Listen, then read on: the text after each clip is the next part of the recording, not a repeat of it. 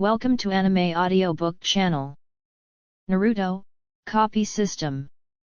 Chapter 11, Leaving the Land of Whirlpools.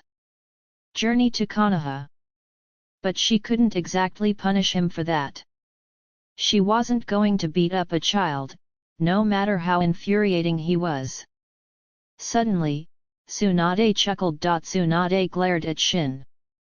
The little punk was clearly looking down on her, yet he denied it. "You've got guts, kid. Recovering from your clan's destruction so quickly." She placed a hand on Shin's head, ruffling his hair with more force than necessary. As she messed up his hair, she realized how soft it was. It was almost addictive. Looking at his cute little face, she couldn't resist pinching his cheek. So soft, so adorable. Kushina, seeing Tsunade manhandling Shin, yelled, "Hey, stop that!" Shin wasn't happy either. Tsunade might enjoy pinching his cheek, but he found it extremely annoying. Having his face pinched by a woman humiliating. "Get your hands off me! I don't like being touched by men," Shin said, scowling. "Men?" Tsunade froze. Was he blind? Where did he get the idea that she was a man? "Kid, you need to get your eyes checked." "I'm a woman, not a man," Tsunade said through gritted teeth. "Ha! I may be young, but I know the difference between a man and a woman. You don't exactly scream woman to me." Shin's eyes drifted towards her chest, his expression a mix of disdain and disbelief. Tsunade's face flushed red. This brat was deliberately mocking her. "Princess Tsunade, we found 2 survivors." Tsunade, about to give Shin a piece of her mind, glared at him one last time before turning towards the newcomers. 2 males, one around Shin's age, the other in his 20s. Both Uzumaki survivors. Shin recognized the boy. "Uzumaki Kai, long time no see. How's your leg?" Shin gave Kai a sly smile, which earned him a glare filled with anger and a hint of fear. Kai was the son of Uzumaki Hikaru, the taijutsu master whose physique Shin had copied. Shin had broken the boy's leg during their previous encounter. He hadn't expected Kai to survive the destruction of the clan. The kid was lucky to be alive. Tsunade's eyes flickered between Shin and Kai. There was definitely bad blood between these two. But she wasn't interested in getting involved in a squabble between kids. She turned to the older Uzumaki. "What's your name?" I'm Uzumaki Hikaru. A jonin of the Uzumaki clan." "Do you know who attacked the clan?" Tsunade asked. "I don't know.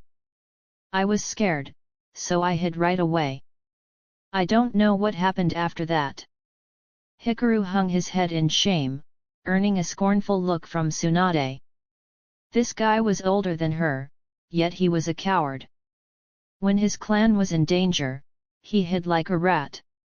Tsunade wasn't even as old as this Hikaru. Despite calling Shin a kid, she was only 16. But in the ninja world, 16 wasn't that young. During the Warring States period, people were already married with children at that age. Tsunade ordered her men to continue searching for survivors while investigating who was behind the attack. Judging by the water damage and the traces of lightning release, she had a pretty good idea. If her suspicions were correct, there wasn't much she could do. "Kid, what's your name?" Tsunade asked Shin. Shin was getting tired of being called kid. Too bad he couldn't beat Tsunade in a fight. He estimated her strength to be at elite Jonin level, definitely stronger than him. "I'm Uzumaki Shin.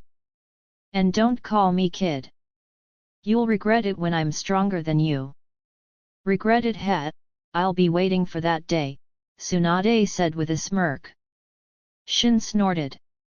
She might be looking down on him now, but she'd sing a different tune when he surpassed her. "Shin, I'm hungry, Kushina tugged at his sleeve. Shin took out some dry rations and jerky. It wasn't much, but it would fill their stomachs for now. 3 days later, the bodies of the Uzumaki clan members were buried, including Shin's grandfather, the clan elder. Seeing his grandfather's body, Shin felt a strange mix of emotions. He hadn't been close to the man, they had barely interacted. But he still felt a pang of sadness.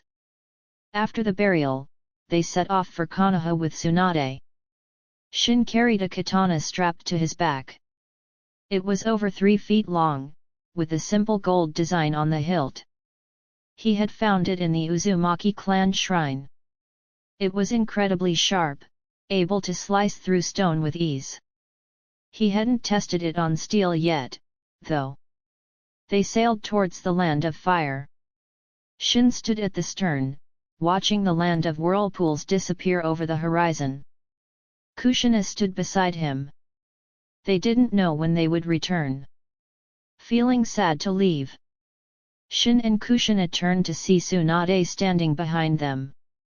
Kushina puffed out her cheeks, glaring at Tsunade. Shin was also keeping his distance from Tsunade. The woman was relentless, constantly ruffling his hair and pinching his cheeks. He was annoyed, but he didn't want to reveal his strength, so he hadn't resisted much. He wondered if she had some weird fetish. Kushina's reason for disliking Tsunade was simple. She hadn't even ruffled Shin's hair or pinched his cheeks. Yet this woman was doing all the things she hadn't done. It felt like Tsunade was stealing Shin away from her. When you get to Konoha, think of it as your new home. In time, you'll forget all the unpleasantness. Humph, we don't need your comforting words. Come on, Shin. Kushina glared at Tsunade and dragged Shin into the cabin. This woman was the source of all her unpleasantness. That little brat. Tsunade noticed the hostility. Could she be jealous? Does she like Shin? Tsunade wondered. Kids these days, maturing so fast. That girl's only 5, right? Chapter 12, Ambush on the Road. Shin, stay away from that woman from now on, Kushina said seriously once they were inside the cabin. Yeah, no arguments here. Shin wasn't keen on being manhandled and unable to retaliate. It was infuriating. He'd get her back when he was stronger. For now, he'd steer clear of Tsunade and her vice-like grip. His cheeks were still sore. Just wait, Tsunade, Shin thought darkly. Hours later, the ship finally reached the shore. Kushina, pale and nauseous, leaned heavily against Shin. Shin, I don't feel so good. My head is spinning. Shin supported her, surprised that she was seasick. It was probably because this was her first time on a ship. We're here, Kushina. Hang in there. Tisk, tisk, getting seasick, how embarrassing, Tsunade quipped, arms crossed. Kushina's open hostility had irked her. She didn't want to stoop to the level of a child, but seeing Kushina's pathetic state, she couldn't resist a jab. I am not seasick. Kushina weakly shook her head, trying to maintain a defiant front despite her nausea. Tsunade merely clicked her tongue. Continuing this squabble with a child was beneath her. Let's rest for a bit before we continue. Seeing that not only Kushina, but also Akiko and Kai, were suffering from seasickness, Tsunade called for a break. Shin was fine, he didn't get seasick. And Uzumaki Hikaru, being a jonin, was also unaffected. They rested, ate some rations, and then resumed their journey. How long will it take to reach Konoha from here? Shin asked Tsunade. Come closer, and I'll tell you, Tsunade said with a sly grin, beckoning him with a finger. Nat, I don't need to know that badly. Shin and Kushina trailed behind, taking in the scenery of the Land of Fire. They had set foot on Land of Fire soil as soon as they disembarked. While not the largest of the 5 great nations, it definitely had the most fertile land. The trees here were lusher than those in the Land of Whirlpools, and the people seemed more prosperous. Shin-chan, how are we going to live in Konoha? Kushina asked, her voice laced with worry. Same as always. Don't stress, Kushina. And please, stop calling me Shin-chan. Shin patted her head reassuringly. Kushina felt a wave of warmth. She was apprehensive about this unfamiliar place called Konoha, but with Shin by her side, her fears seemed to melt away. As long as she was with Shin, it didn't matter where they were. Gradually, Kushina's anxiety lessened. The shadow of the Uzumaki clan's destruction seemed a little less dark. What are you two chatting about? Tsunade had fallen back to join them. Wow, you actually have time to talk to us, Shin remarked. We're escorting you, but we're in Land of Fire now. The most we'll encounter are bandits. It's safe here. Tsunade had been vigilant before entering Land of Fire, but now she was completely relaxed. Whoosh! Whoosh! Whoosh! A volley of kunao and shuriken rained down on them, some even strapped with explosive tags. Shin's face paled. He couldn't worry about hiding his strength now. He grabbed Kushina and dodged. The Senju ninjas, though caught off guard, were still highly skilled. They reacted quickly, shielding the Uzumaki survivors and evading the attack. Tsunade's eyes widened. She had been about to pull Shin and Kushina out of the way, but Shin had reacted first, moving with incredible speed. She estimated his speed to be on par with her own. Looks like that kid Shin isn't simple after all. She quickly dodged the projectiles. Now wasn't the time to ponder this, she had to deal with the attackers. Her eyes turned cold. To be ambushed within Land of Fire borders was unacceptable. And she had just told Shin that it was safe here. This was a slap in the face. Tsunade felt her cheeks burn with shame. These attackers would pay. Shin and Kushina took cover behind a large tree, Shin's arm protectively around Kushina. His eyes darted around, alert for any movement. If only I could awaken the Uzumaki clan's Mind's Eye of Kagura.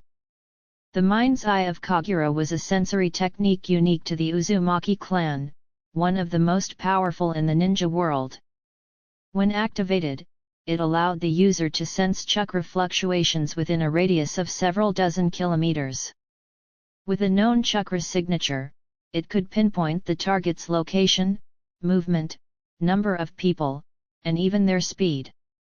Its sensory capabilities were comparable to the Byakugan. Unfortunately, very few Uzumaki could awaken this ability. In the original story, only Karin was known to possess it. Shin didn't know if he could awaken it.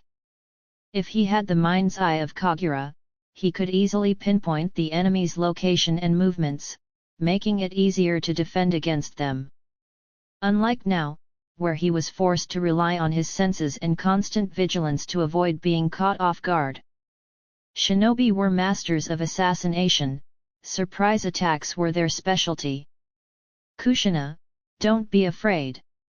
I'll protect you. I'm not afraid, Kushina said, clenching her fists. She hated being the damsel in distress. I have to train harder. She resolved to become stronger so she wouldn't be a burden to Shin. As Shin and Kushina hid, the battle raged. Over 20 ninjas, clad in identical uniforms and without forehead protectors, emerged from the forest. It was impossible to tell which village they were from. They charged towards the Senju ninjas, weapons drawn. Tsunade channeled chakra throughout her body, activating her monstrous strength. A powerful aura enveloped her. Die! She punched one of the attackers, sending him flying like a rag doll. He was dead before he hit the ground. That was the power of Tsunade's monstrous strength. Chapter 13, Arrival at Konoha. Yikes, that's brutal. Shin watched from his hiding spot as Tsunade pulverized another ninja with a single punch, the impact leaving the poor guy looking like he'd been hit by a truck. Shin winced. Twice this woman's strength is ridiculous. I must not. Wait, what am I even thinking? Shin, what are you muttering about? Kushina nudged him. Nothing. Kushina, don't you think she's a bit violent? Shin eyed the mangled remains of the ninja. He wouldn't want to be on the receiving end of one of those punches.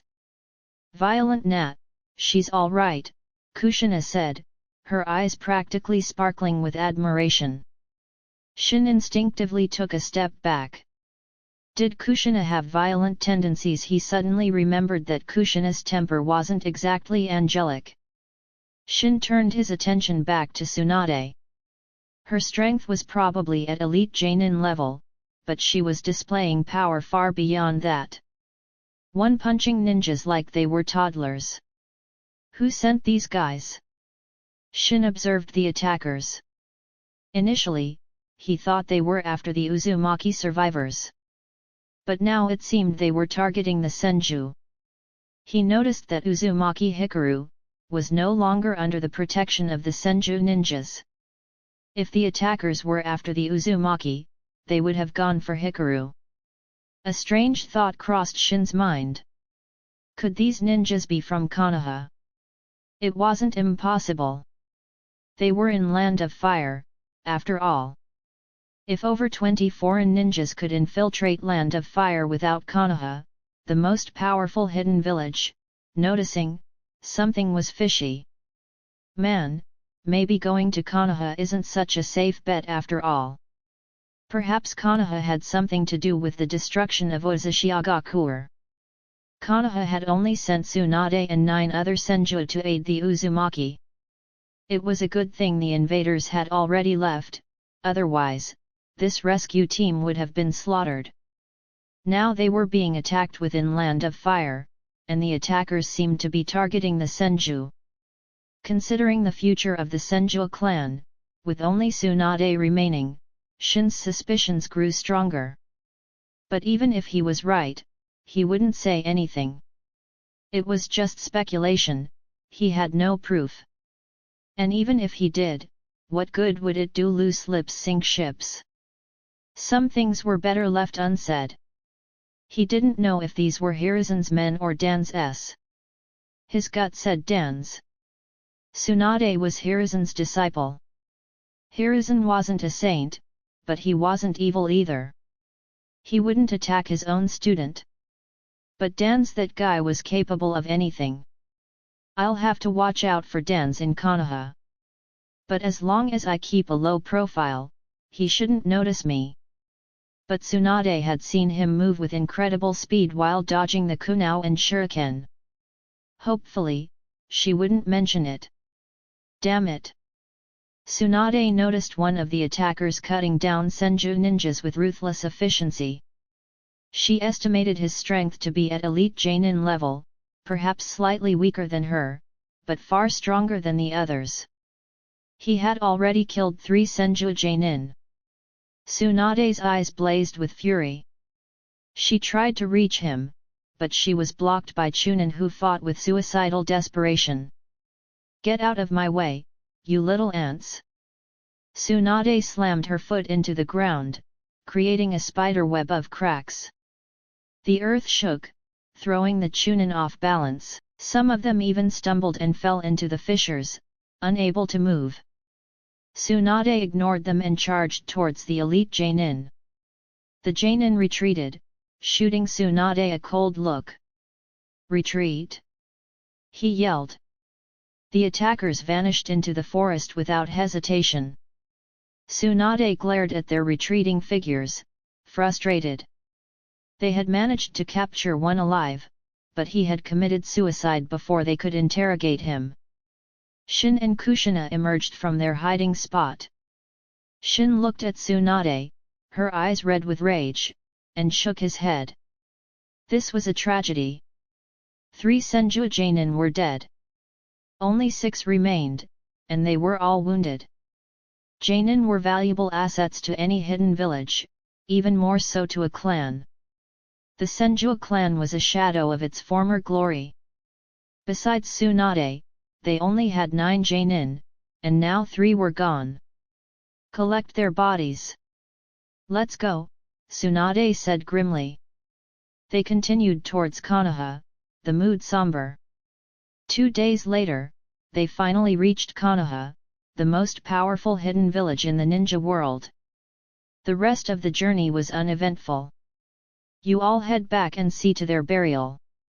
I'll take these children to see the Hokage, Tsunade instructed the remaining Senju. They nodded and headed towards the Senju clan compound. Tsunade led Shin, Kushina, Akiko, Kai, and Hikaru, the 5 Uzumaki survivors, to the Hokage's office. Upon reaching the office, Tsunade punched the door to splinters. Hiruzen Sarutobi looked up, his eyebrow twitching as he saw Tsunade. Ah, Tsunade, you're back. How did it go with the Uzumaki clan? He didn't even bother mentioning the door. This wasn't the first time she'd done this. The Uzumaki clan is gone. These are the survivors, Tsunade said, her voice heavy with grief. What gone? How? Hiruzen shot to his feet. I was too late. The clan was already destroyed when I arrived. Tsunade clenched her fists. If only they had received the news sooner, perhaps this tragedy could have been averted. I see. Hiruzen sat back down, his gaze sweeping over Shin and the other children, assessing them. Shin squirmed under his scrutiny. Hiruzen's eyes were sharp. This was Hiruzen in his prime, not the old man he would become. His gaze seemed to pierce through you, seeing all your secrets. Shin didn't like it one bit. Chapter 14, Settling into the Senju compound.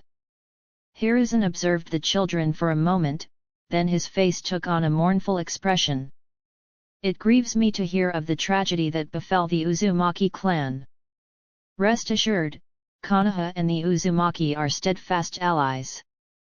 We will find the perpetrators and bring them to justice. For now, make yourselves at home in Konoha. You are safe here, no one will harm you. Hiruzen's words seemed to ease the tension. Hikaru and Kai visibly relaxed. Lord Hokage, please, you must find those who did this. Kai cried. Akiko also wept, tears flowing freely as she remembered her loved ones. We will avenge the Uzumaki clan. They are our allies, and anyone who harms them is an enemy of Konoha, Hiruzen declared solemnly. Hiruzen was a skilled leader. His words calmed even Kushina, who had been on edge. Shin could tell because Kushina's grip on his hand loosened. When they first arrived in Konoha, Kushina had been clinging to him, her small hand tightly gripping his. Coming to this unfamiliar place, it was impossible for a 5-year-old not to be nervous. Tsunade, how about we have them stay at the Senju compound? Hiruzen turned to Tsunade. That's fine, but there's something you need to explain to me first. Bam! Tsunade slammed her fist on Hiruzen's desk, the solid wood splitting under the force. Sandame, we were attacked by unknown assailants within Land of Fire borders. What's going on? Hiruzen's eyes widened. He stood up. You were attacked. Seeing the fury in Tsunade's eyes, he knew it was true. Had ninjas from another village infiltrated Land of Fire? How many were there? Hiruzen asked, his voice grave. 25. At least 10 Jainin, and one of them was an elite. Hiruzen's expression darkened. That was a significant force. If they were indeed foreign ninjas, this could be a serious threat. Tsunade, this is my oversight. I failed to detect such a large force within our borders. I will have the Anbu investigate this thoroughly. He knew that Tsunade's anger meant there had been casualties. Let me know when you have more information. Tsunade left the Hokage's office with the children. Just as they stepped out, they saw a man with a grim aura approaching. Tsunade frowned. It was Dan's. He held a high position in Konoha, but Tsunade loathed him. He was a man who operated in the shadows, his methods ruthless and underhanded. Tsunade, welcome back. Are these the Uzumaki survivors? Dan's eyes flickered as he looked at the children. He still had both his eyes and his arm, he hadn't undergone his future modifications yet. Tsunade scoffed and walked away without a word, the children following behind. As they left, Shin glanced at Dan's.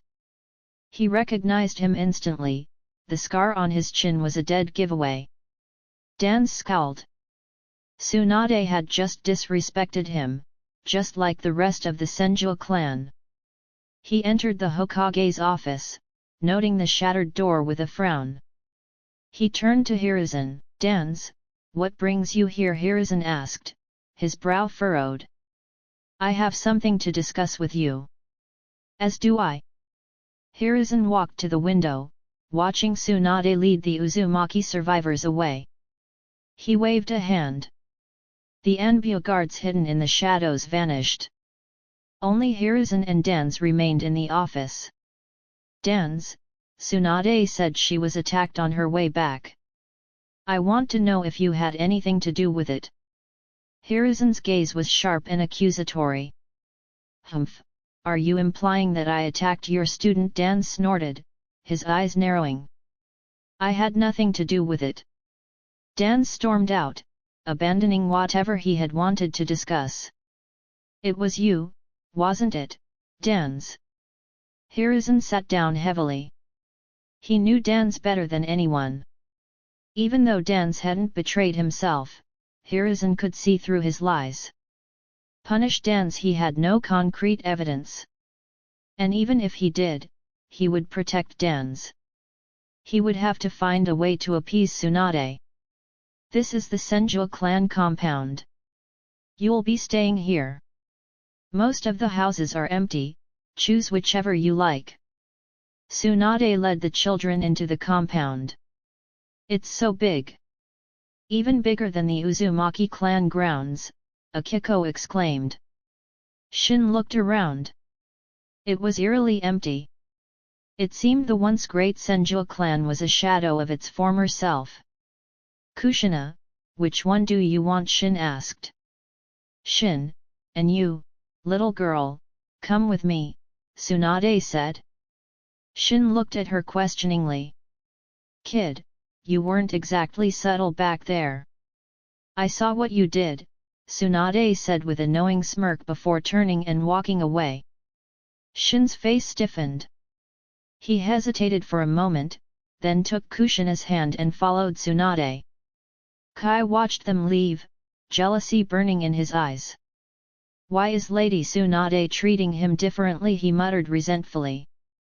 Akiko didn't think too much about it. Having a place to stay was good enough for her. She chose an empty house and started cleaning. Why are we following her? Kushina grumbled. Shin shrugged. Tsunade had seen a glimpse of his true strength. He just hoped she wouldn't tell anyone. If she did, life in Konoha would become complicated. They followed Tsunade to a small courtyard. There are a few empty rooms over there. You can stay here, Tsunade said. Thank you, Lady Tsunade. Shin looked around the courtyard. It was much nicer than the other houses they had seen. Does anyone live here? He asked. Yes, I do. It gets lonely living alone, so I thought I'd have you, my interesting little friend, stay here. Tsunade looked at Shin with amusement. She was intrigued by this unusual child. And you too, little girl. You're welcome, Tsunade said to Kushina. I won't thank you. Kushina snapped, clearly annoyed at being treated as an afterthought. Chapter 15, 15 Too exceptional for this world. In the living room, Shin and Kushina sat facing Tsunade. They had finished tidying up their rooms, and now Shin felt it was time to have a chat with Tsunade. She knew he was hiding his strength. While she didn't know the extent of it, she knew he wasn't just an ordinary child. If she told the Sandame, knowing his personality, he would definitely have Envu keep an eye on Shin. Shin didn't want to be monitored. It would expose his secrets and complicate things. Lady Tsunade, there's something I need to talk to you about. Oh, go ahead. Tsunade took a sip from her cup, her eyes twinkling with amusement. She wasn't stupid, she had a good idea what Shin wanted to talk about. Lady Tsunade, you're aware that I'm not exactly normal, strength-wise. Shin didn't beat around the bush. There was no point, it was already out in the open. Indeed. The speed you displayed when we were attacked was quite surprising. Tsunade's gaze was intense. She had been genuinely shocked. Shin's speed rivaled her own. It was hard to believe a 5-year-old could move that fast. Well, it's not that unusual. People can exhibit superhuman strength in moments of danger. It was probably just an adrenaline rush. Shin made up a flimsy excuse. "Ha, you think I'm an idiot? I'm a medical ninja." Tsunade scoffed. What Shin described was possible, people could unleash incredible power in life-or-death situations. But such bursts came at a cost, either a shortened lifespan or even death. Shin, however, was perfectly fine. This wasn't just an adrenaline rush. He was trying to fool her, and she wasn't falling for it. Okay, fine. I'm a bit stronger than I look. But I need you to keep it a secret, Lady Tsunade. Shin knew Tsunade wasn't easily fooled, so he dropped the act. There was no point, it would only make her more suspicious. Why should I? Tsunade was puzzled. Why hide his talent? He was just a child, yet he could move with such speed. Regardless of the method, he was a genius. Lady Tsunade, have you ever heard the saying? A tree that stands taller than the rest will be felled by the wind. A mound that rises above the shore will be eroded by the current. One who walks above others will be criticized by the masses. When someone is too exceptional, they attract not only admiration but also envy. And envy is a dangerous thing, it can twist people beyond recognition. Shin's words startled Tsunade. She stared at him as if he were a monster. I haven't heard that saying before, but I understand the sentiment. You make a good point. I'm starting to doubt you're really a 5-year-old. Tsunade eyed him skeptically. If these words had come from someone much older, she wouldn't have been surprised. But Shin was only 5. Shin coughed awkwardly. He might have overdone it with the profound act. Don't ask me how I know these things. I've always been too exceptional for my own good, always attracting envy and jealousy. Shin tilted his chin up, a smug expression on his face. Tsunade burst out laughing. You're quite the character. It's not an act. It's the truth. I'm so used to an extraordinary life that I want to experience what it's like to be normal. Tsunade and Kushina both stared at him, speechless. One word echoed in their minds, show off. Shin smirked inwardly.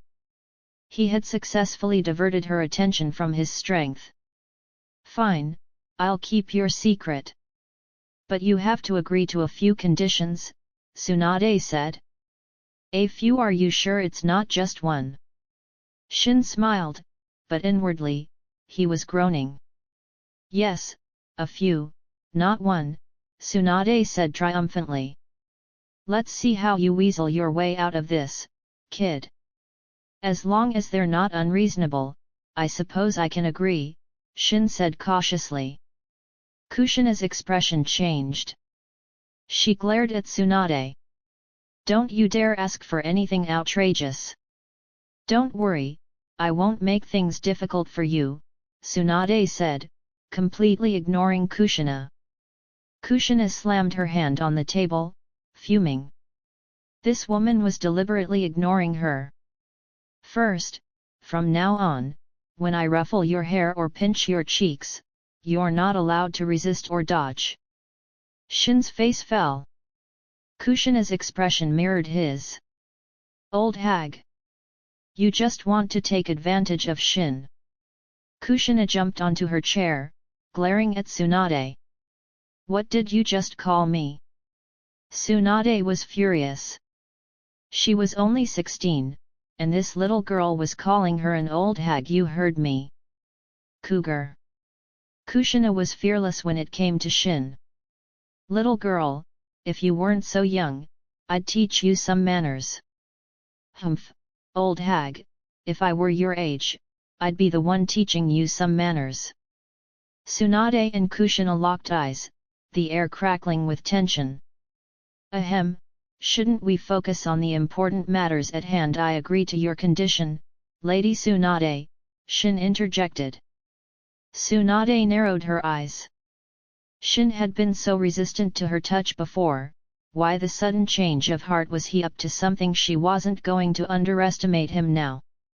In truth, Shin was playing the long game.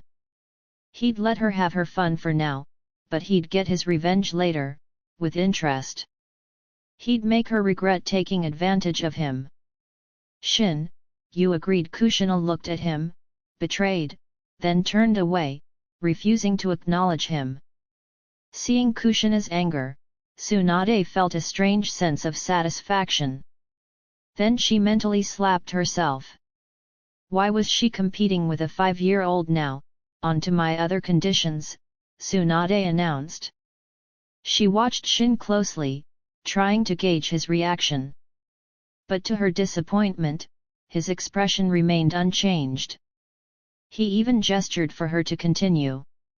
Tsunade's suspicion grew. Something was off. She had no idea that Shin was planning to settle the score in the future, with interest. Chapter 16, A Spar with Tsunade. Weren't you going to tell me your other conditions? Cat got your tongue. Shin looked at Tsunade expectantly. I haven't quite decided yet. I'll let you know later. Tsunade looked at Shin, her mind still searching for suitable conditions. You might not get another chance. Shin's words held a hidden meaning. He was confident that his strength would soon surpass Tsunade's. With his perfect sage body and the system's cheat, his growth rate was unpredictable, even to him. Speaking of which, I'm curious about your strength. Come with me to the training grounds. Tsunade stood up and led Shin to her private training area behind the courtyard. It was a spacious area. Kushina trailed behind them, her cheeks puffed out like a disgruntled chipmunk. She was still sulking. All right, Shin, let's spar. Wait, what? Shin stared at Tsunade in disbelief. Spar with her? Was she joking? He was no match for her right now. He wasn't into masochism. Don't worry, I'll go easy on you, Tsunade said reassuringly. Go for it, Shin. Beat her. Kushina cheered, pumping her little fist. Kushina, are you crazy? If I could beat her, I would. But I can't. Do you want to see me get pulverized? Shin whispered to Kushina. Pulverized? That bad on second thought. Kushina recalled Tsunade's brutal display during the ambush and shook her head. One punch could turn a person into a mangled mess. Fighting her was definitely risky. how about we settle this peacefully? I'm not a fan of violence, Shin said to Tsunade, spreading his hands. Tsunade's eyes narrowed. She chuckled. Fine, if you don't want to fight, then you can just take a beating. With that, she threw a punch at Shin. Feeling the force of the blow, Shin's eyes widened. Was she serious? He didn't think she would actually hurt him, but his instincts screamed at him to dodge. Quick reflexes. Tsunade retracted her fist, impressed. Even a Chunin wouldn't have been able to dodge that. Hold on. Shin quickly stopped her as she prepared to attack again. There's no benefit for me in fighting you. So, I'll have to decline. Benefit? What kind of benefit do you want? Tsunade asked. Well, if you teach me an A-rank jutsu, I wouldn't mind sparring with you, Shin said, his eyes gleaming. If she refused, he wouldn't lose anything and would avoid a beating. If she agreed, he'd gain an A-rank jutsu. It was a win-win situation. You're a shrewd one, aren't you? Fine, I agree. I can part with an A-rank jutsu, Tsunade said nonchalantly. As the Senjua clan princess, if he had asked for an S-rank jutsu, she might have hesitated. But an A-rank jutsu she didn't mind. She was more interested in uncovering Shin's secrets. Alright then, please go easy on me, Lady Tsunade. Shin stepped back, putting some distance between them. He focused on Tsunade. This was a chance to test his strength. Of course, there were some things he wouldn't use, like the raised nan and the adamantine sealing chains. The chains were fine, but using the raised nan would raise too many questions. It would cause a commotion. After all, the raised nan was a jutsu that required no hand seals. The most impressive thing about the raised nan wasn't its power, although it was powerful. There were other A-rank jutsu that were stronger. But the fact that it didn't require hand seals made it unique. No hand seals meant instant activation. In a life-or-death battle, even a fraction of a second could make all the difference. Besides, Shin wasn't planning on going all out. He always kept some cards up his sleeve. He knew Tsunade would keep her word about not revealing his strength, but he was still used to hiding his true abilities. You can make the first move, Tsunade said. Then I won't hold back. Shin wasn't going to be polite. He was clearly at a disadvantage.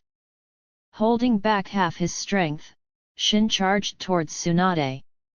When he was 3 meters away, he leaped into the air, aiming a punch at her face. You can do it, Shin. Kushina cheered nervously. You little brat. Tsunade scowled. Attacking someone's face was a low blow, especially a woman's. The fist might be small, but the force behind it was undeniable. Tsunade dodged. She wasn't going to take that punch to the face. Don't jump so carelessly, kid. You have no leverage in the air. Let me show you how it's done. After dodging Shin's attack, Tsunade retaliated with lightning speed, aiming for his stomach. Bam! Wood splintered. Her fist connected, not with Shin's body, but with a log. He had used the substitution jutsu. Tsunade's eyes narrowed. She spun around and threw another punch. Their fists collided. Shin was sent flying backward. Just before he crashed to the ground, he twisted in mid-air, landing gracefully on his feet. Tsunade shook her arm, the ground beneath her cracking slightly. What a strength! Her arm was numb. She hadn't used her monstrous strength, but even her normal punches packed a wallop. What kind of monster was this kid? How could he be so strong at such a young age? Hey, are you alright? Tsunade asked, concerned. After using the substitution jutsu, Shin had appeared behind her, launching a surprise attack. Her counterattack had been a bit hasty, she hadn't controlled her strength. Ouch! That hurts. I think my arm is broken. I can't continue. Shin cried out dramatically, his expression exaggerated. Shin, are you hurt? Kushina rushed over, checking his arm with worry. She glared at Tsunade. Tsunade also hurried over to check on him. Her punch had been powerful, even a Jainin would have been injured. Ahem, Kushina, I'm fine, Shin winked at her. Kushina relaxed, understanding his silent message. He was faking it. Chapter 17, Uzumaki Mito. Sorry, Shin. I didn't control my strength back there. Here, let me heal you. Tsunade approached Shin, a green glow of chakra forming in her hand. She was about to use medical ninjutsu. Shin didn't feel a thing. He wasn't injured, there was nothing to heal. Even if he had been injured, with his perfect sage body, he would have recovered in moments. Tsunade's expression shifted from concern to anger. You little liar! She threw a punch. Shin dodged just in time. Busted, Shin mumbled, rubbing his nose sheepishly. Tsunade was the best medical ninja in Konoha, fooling her was a long shot. Ahem, Lady Tsunade, as you can see, I'm not that strong. How about we call it a draw? Tsunade looked at him, then nodded. She felt she had a decent grasp of his abilities. He was strong and fast, likely at elite Chunin level, maybe even higher. He had used the perfect sage body proficiently, but hadn't displayed any other jutsu. It was hard to gauge his combat experience from just a few exchanges, especially since she hadn't gained the upper hand. She watched Shin chatting with Kushina, seemingly unharmed, then flexed her slightly numb arm. Monster, she thought. No wonder he wanted to hide his strength. If it were exposed, it would only cause him trouble. If only she knew he hadn't even used his full power. Lady Tsunade, about that A-rank jutsu. Shin looked at her expectantly. I keep my promises. What's your chakra nature? Tsunade asked. No need to ask, Lady Tsunade. I want to learn the multi-shadow clone jutsu. Shin had already decided. The multi-shadow clone jutsu would be incredibly useful to him. The multi-shadow clone jutsu. Tsunade frowned. You should choose another jutsu. The multi-shadow clone jutsu is dangerous. It's forbidden. The multi-shadow clone jutsu could be fatal if not used carefully. Tsunade was hesitant to teach it to Shin. Lady Tsunade, I understand the risks. I'm an Uzumaki, remember? Shin smiled. The multi-shadow clone jutsu would accelerate his training significantly. He already had the shadow clone jutsu, but creating clones one by one was inefficient. Fine. I don't know why you want to learn this jutsu, but I'll teach you. Just promise me you'll be careful. Seeing his insistence, Tsunade agreed, but she stressed the dangers of the jutsu. Even for an Uzumaki with large chakra reserves, it was a jutsu to be treated with caution. I haven't learned the multi-shadow clone jutsu myself, but I have a scroll with the training method. Here you go. Tsunade pulled out a small scroll and handed it to Shin.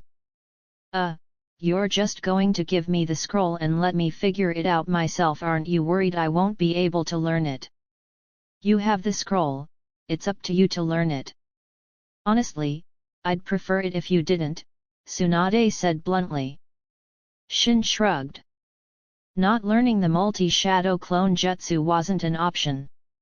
It wasn't that difficult for him, it only required a single hand seal. For ninjas with limited chakra, it might be challenging, but Shin had chakra to spare. Oh, I almost forgot. Tsunade smacked her forehead. You two need to come meet my grandmother. Shin's heart skipped a beat. Tsunade's grandmother was Uzumaki Mito, the wife of Hashirama Senju and a former princess of the Uzumaki clan. Mito knew all the Uzumaki's sealing jutsu and was the previous Nine Tails Jinchuriki. She must be powerful. Shin guessed her strength might even surpass the Sandame's. Of course, this was just speculation. Perhaps she wasn't a combat specialist. Tsunade called the other three Uzumaki survivors. They were all going to meet Mito. They followed Tsunade deep into the Senju compound, arriving at a small, elegant courtyard. There, they met Uzumaki Mito. She looked quite old, which made sense, considering she had lived through the Warring States period. But Shin was confused. Didn't Mito have the strength of 100 seal? Why did she look so old? The strength of 100 seal was an S-rank jutsu that allowed the user to store chakra in their forehead, marked by a diamond-shaped seal. When needed, the stored chakra could be released by using the release technique. And it had another benefit that women would kill for: eternal youth. Mito knew the strength of 100 seal.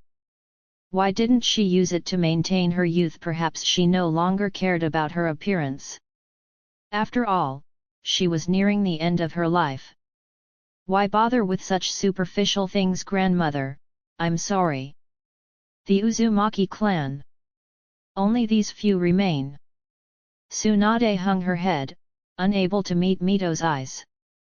Mito sighed. She hadn't expected the Uzumaki clan, with its 1,000-year history, to meet such a tragic end. Her gaze swept over Shin, Kushina, and the others, finally settling on Shin. Shin felt a strange sensation as Mito's eyes locked onto him. It was as if she could see right through him, even more so than the Sandame. Mito gave Shin a kind smile. What's your name, young man? Uzumaki Shin. Shin met her gaze. He could sense no hostility from her. Shin, I can sense an extraordinary power within you. I hope you use it wisely, Mito said, her voice solemn.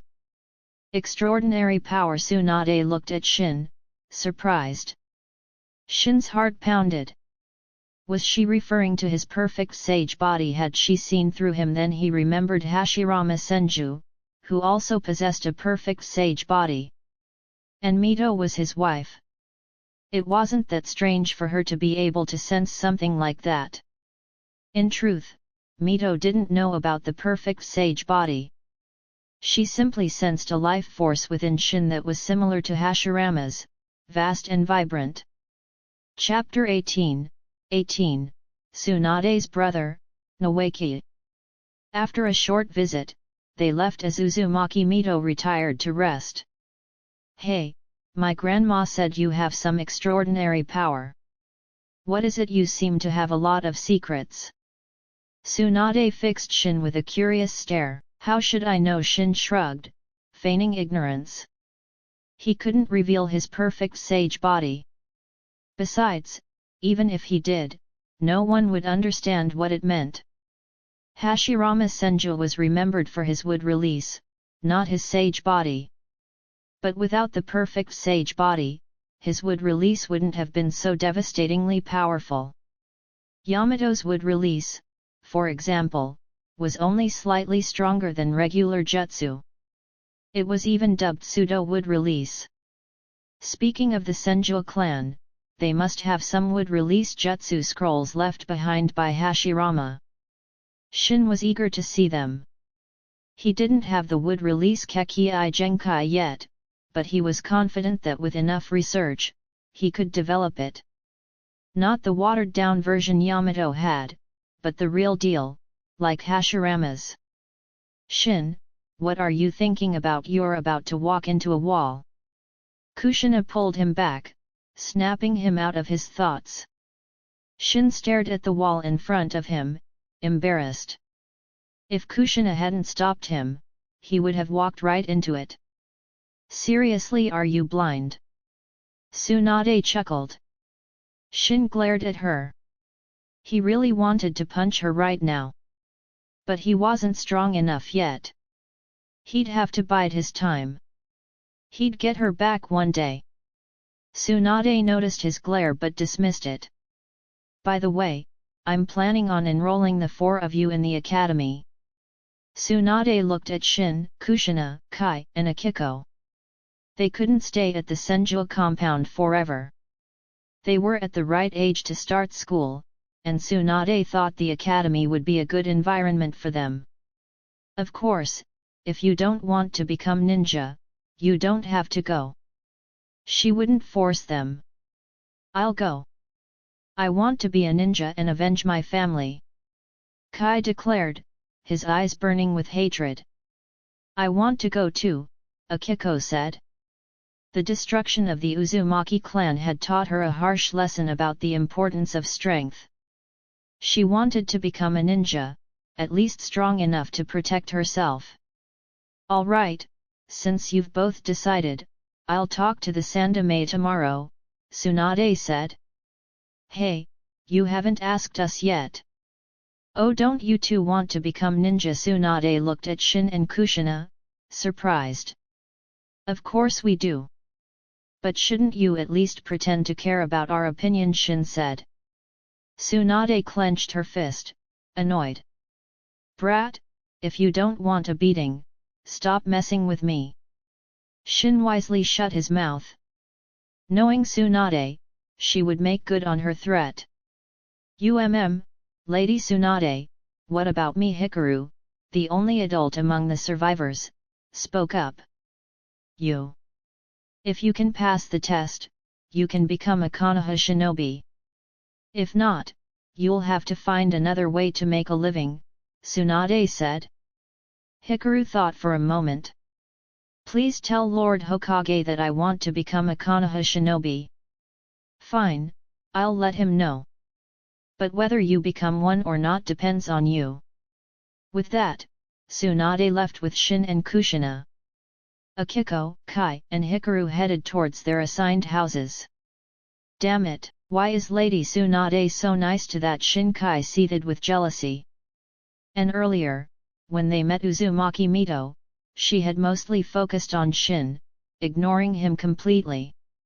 He already had a grudge against Shin, now, fueled by jealousy, his hatred deepened. Akiko and Hikaru glanced at Kai but didn't say anything.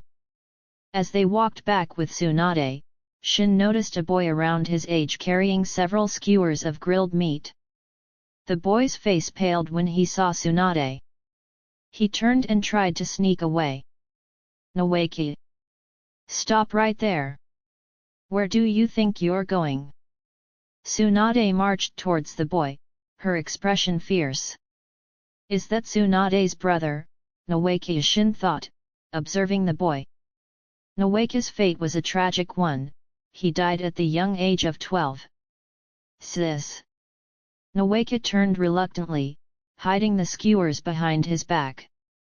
I saw that. Don't even try to hide it. Where did you get those? I bought them. Bought them? I thought you were broke, Tsunade questioned. The last time Tsunade had lost a gamble, she had tried to borrow money from Nawaki. But Nawaki knew his sister's gambling habits. If he lent her money, he'd never see it again. So, he had lied, saying he had spent all his money on ninja tools. Tsunade had left empty-handed. Now, he had been caught red-handed with these delicious skewers. Nawaki felt tears welling up. Lying to your own sister, those are confiscated. In a flash, the skewers were in Tsunade's hands, leaving Nawaki staring at her with puppy dog eyes. Fine, fine. Here's one. There were 4 skewers in total. She gave one to Nawaki, one to Shin, one to Kushina, and kept one for herself. Smells delicious.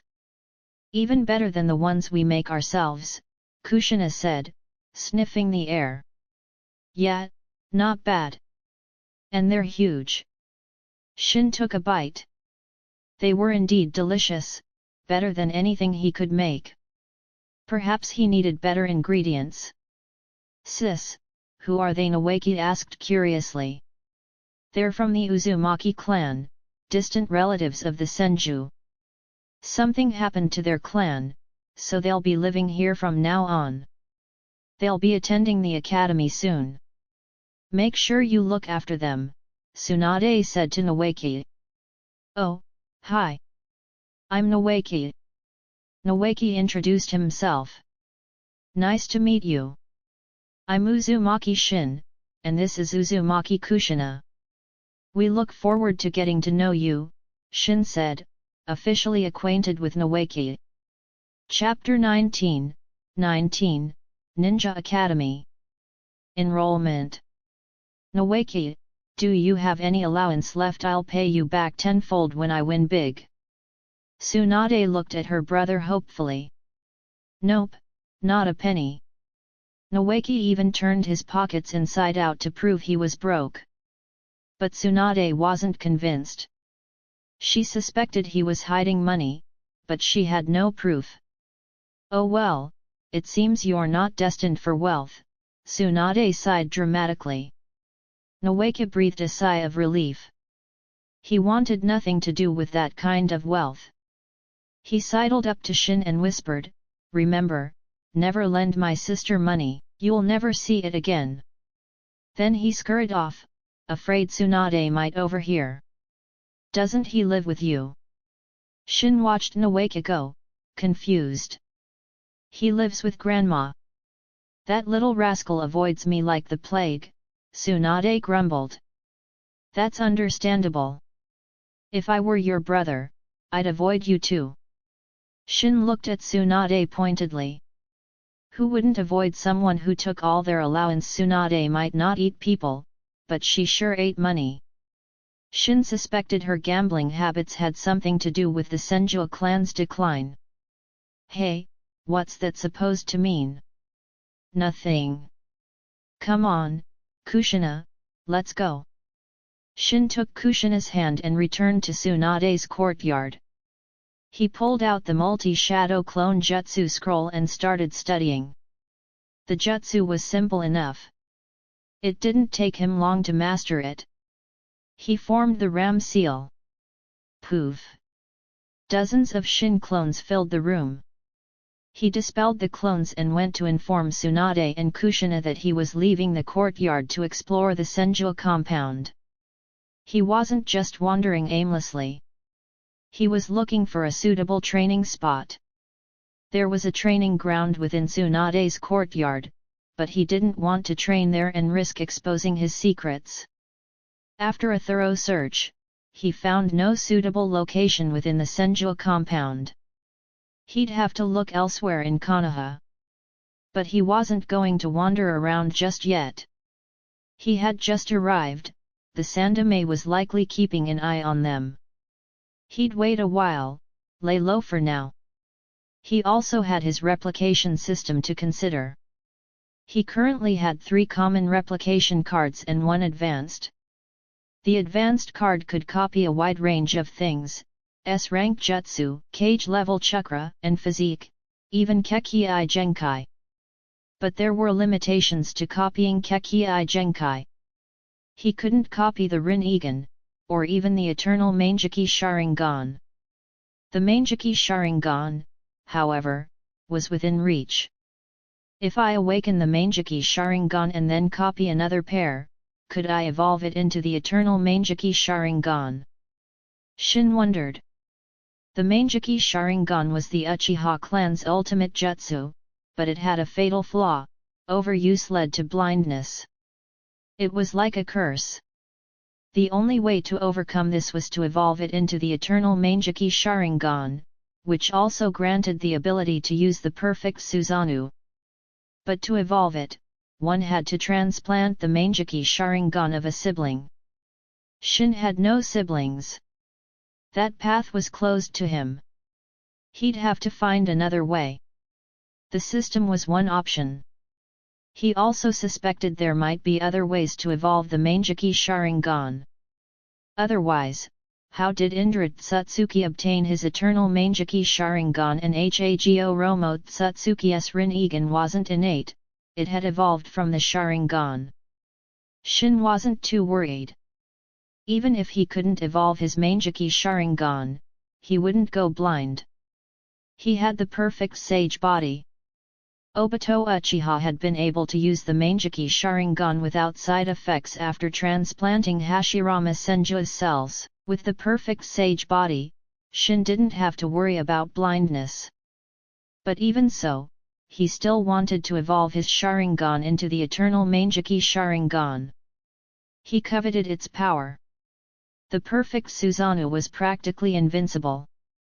And with the eternal Mangeki Sharingan and his perfect sage body, he could potentially awaken the Rinnegan himself. Just the thought was exciting. But it was too early to think about that now. His Sharingan was only at the One Tomo stage. It would take time to reach the Mangeki Sharingan, and even then, evolving it wouldn't be easy. By the time Shin returned to the courtyard, it was already dark. He had dinner and went to bed. The next day, Tsunade took Shin, Kushina, Akiko, and Kai to the Ninja Academy. The academy had been founded by the second Hokage, Tobirama Senju. It's already been a while since the semester started, so you'll be joining as transfer students. If there's anything you don't understand, don't hesitate to ask your teacher. Tsunade instructed them. Tanaka-sensei, these children are in your care now. Don't worry, Lady Tsunade. I'll take good care of them, Tanaka-sensei assured her. After entrusting the children to Tanaka-sensei, Tsunade left. As an elite Jonin, she was a busy woman. They followed Tanaka-sensei to their classroom. Shin spotted Noeki immediately. Hey, Shin, Kushina. You're in our class. Noeki exclaimed, jumping up. Noeki, sit down. Tanaka-sensei scolded. Noeki obediently sat back down. Despite being the grandson of the Shadame Hokage, he still had to behave in class.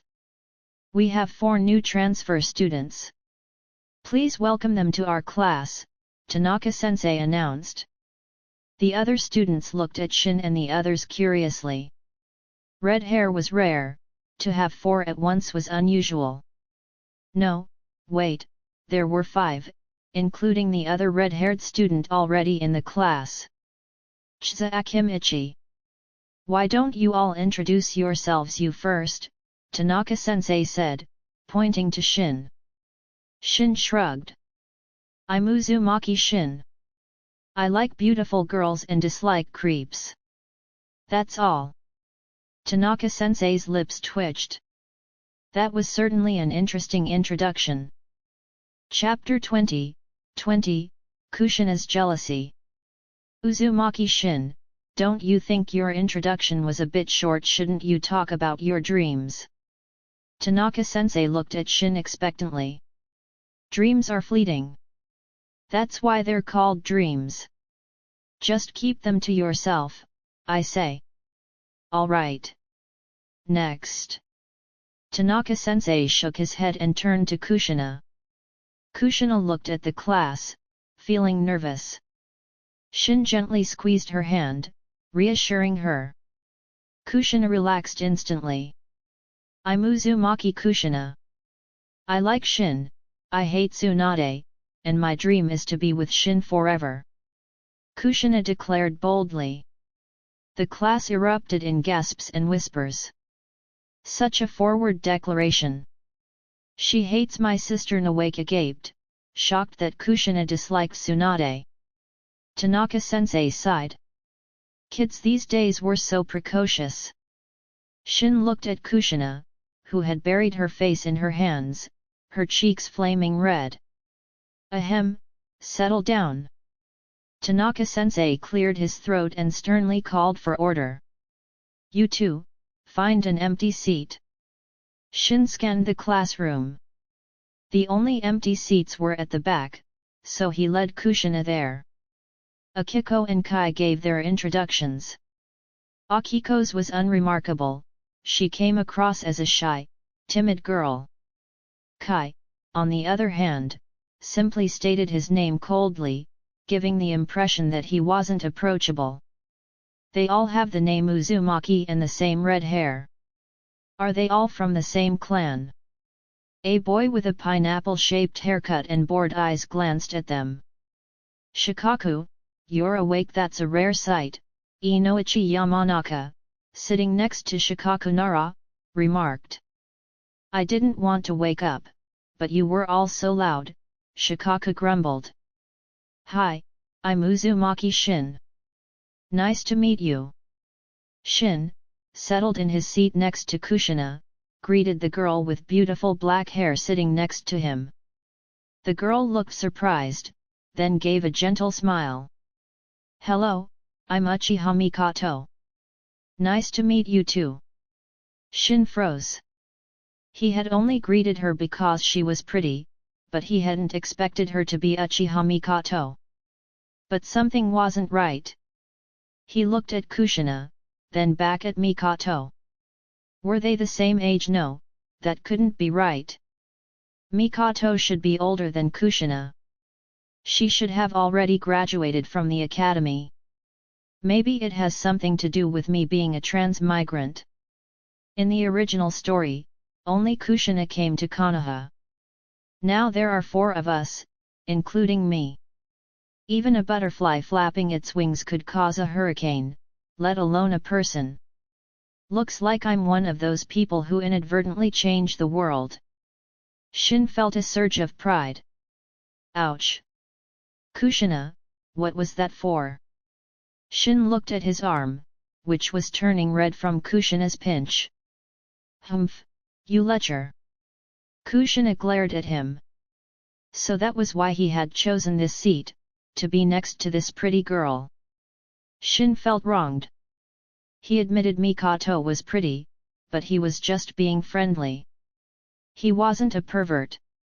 He didn't have any inappropriate thoughts about little girls. He couldn't understand Kushina sometimes, but then he remembered Kushina's bold declaration in front of the whole class. She was definitely jealous. Kids in the ninja world really did mature fast. Obito had a crush on Rin before he was 5, and Sakura was infatuated with Sasuke at 6. Uchiha-san, why are you sitting at the back? Shin was curious. It wasn't common for girls to sit at the back. At least, that hadn't been his experience in his past life. The back was usually reserved for the tall kids and the troublemakers. Because no one wants to sit with me. Mikoto gave a wry smile. Everyone avoided her, so she had resigned herself to sitting at the back. Why? Kushina, her jealousy momentarily forgotten, was also curious. You're not from Konoha, are you? Mikoto asked.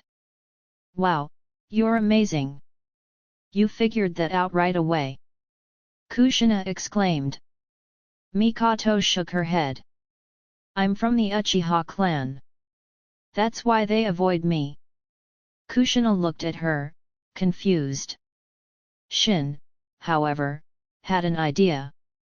The Uchiha clan's reputation in Konoha was complicated. They had basically offended every other clan and even the civilians. The Uchiha were known for their arrogance. Mikoto didn't seem arrogant, but it was a common trait among the Uchiha. Their arrogance made them unpopular, and their tendency to act superior only worsened things. The Uchiha clan was in charge of the Konoha police force, an important department responsible for maintaining law and order within the village. This position required them to interact with the other clans and the civilians. For other clans, it would have been an opportunity to build relationships and gain favor. For example, if someone from another clan committed a minor offense, they could turn a blind eye and earn their gratitude.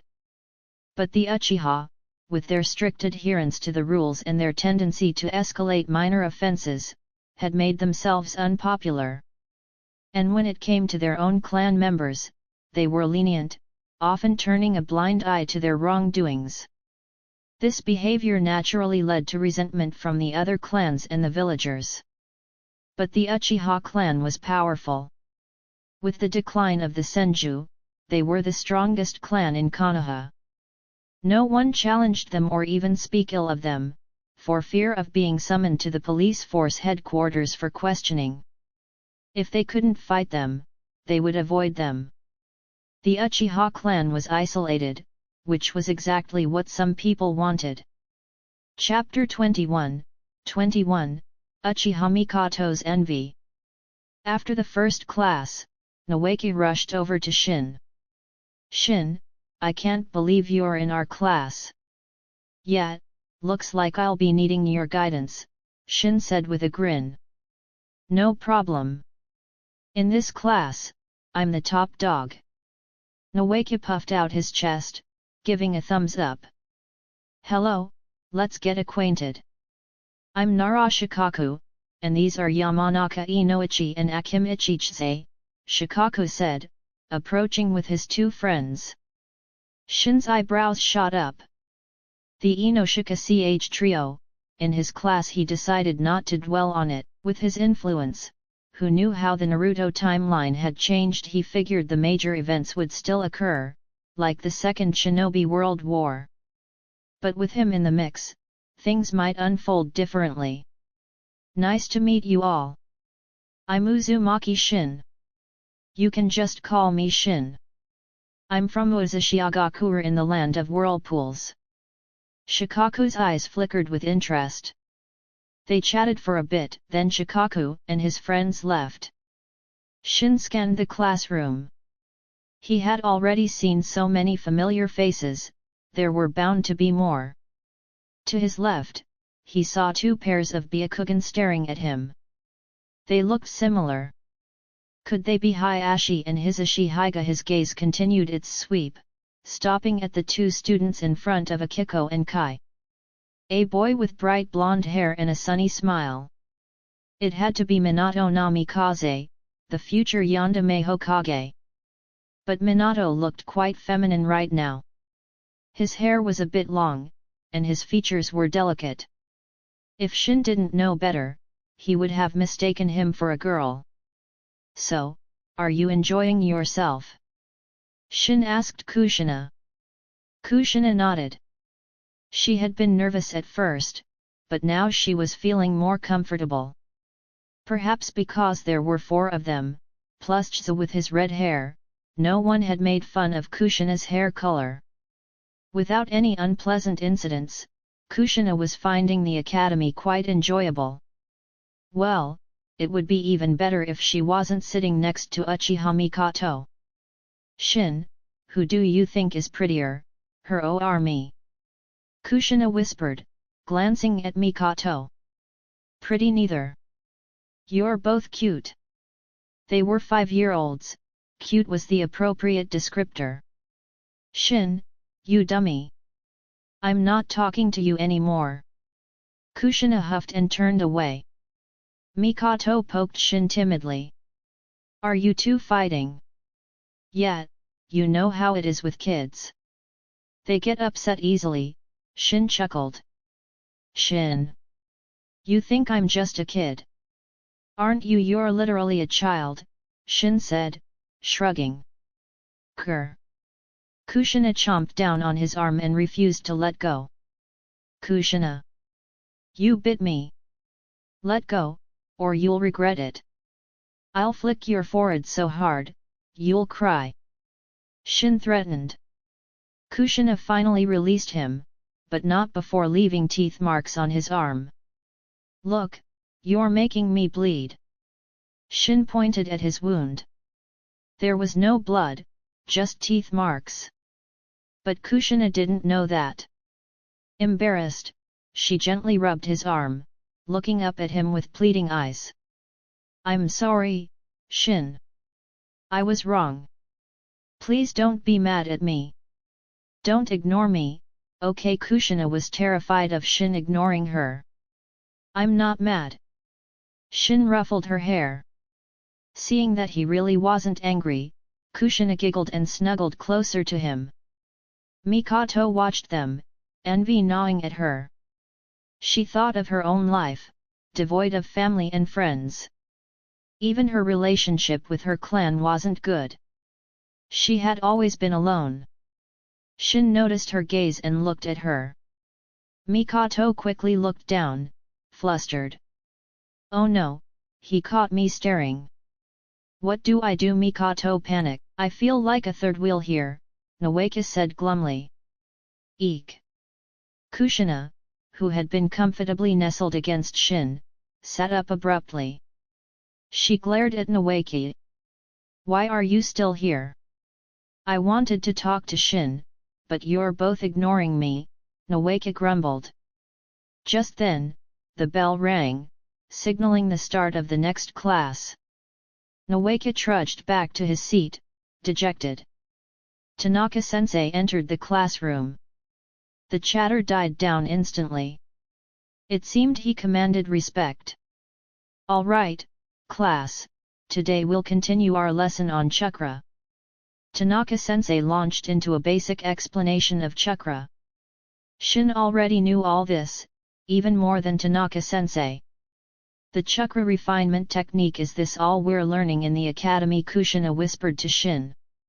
If this was all there was, it was pretty boring. She had already mastered chakra refinement and had quite a lot of chakra. She had expected to learn powerful jutsu in the academy. Most students probably thought the same. But the academy only taught the fundamentals. These fundamentals were important, but they wouldn't be learning any powerful jutsu here. They might learn the Academy 3, some basic trap making, and kunao and shuriken throwing techniques. As for other jutsu, unless you had a clan to teach you, you'd have to wait until you became a full-fledged ninja and find other ways to learn them. Suddenly, Mikoto passed Shin a notebook. Shin took it, looking at her questioningly. These are the notes I took during the lesson. Maybe they'll be helpful, Mikoto said softly. Thank you, Mikoto-san, Shin said gratefully, opening the notebook. Her handwriting was elegant, far neater than his. It was a pleasure just to look at. Mikoto blushed, her head lowered.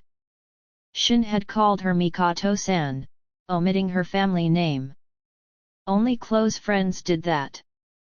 Uzumaki-san, are we friends now? Mikoto asked, her eyes shining with hope. Shin paused, then smiled. Of course. And please, call me Shin. Uzumaki-san sounds too formal. Thank you, Uzumaki. Shin-san. Mikoto beamed. She finally had a friend. Chapter 22, Copying Sharingan Prowess. At noon, Shin and Kushina left the academy. School was out, and they were heading home for lunch. Shin, wait up. Shin stopped and turned to see Nawaki running towards them. Shin, you're new to Konoha, right? You probably don't know your way around. Would you like me to give you a tour? Nawaki offered enthusiastically. Shin thought it over. Familiarizing himself with Konoha was a good idea, and having Nawaki as a guide wouldn't hurt. Sure, that would be great, Nawaki. Awesome. Let's grab some food first. My treat. Ramen, anyone? Nawaki grinned. Thanks for showing us around, but lunch is on me, Shin insisted. They had a decent amount of money saved up from their allowance in Uzushiogakure. Well, if you insist. Nawaki considered his meager funds. He probably didn't have enough to treat them, so he didn't argue. Despite being the grandson of the Shadame Hokage, Nawaki was perpetually broke, thanks to his gambling addict sister. Nawaki led them to a small street lined with food stalls near the academy. They entered a ramen shop. Looks like a lot of academy students eat here, Kushina observed. Yeah, it's too much trouble to go home and come back. We'd lose all our lunch break.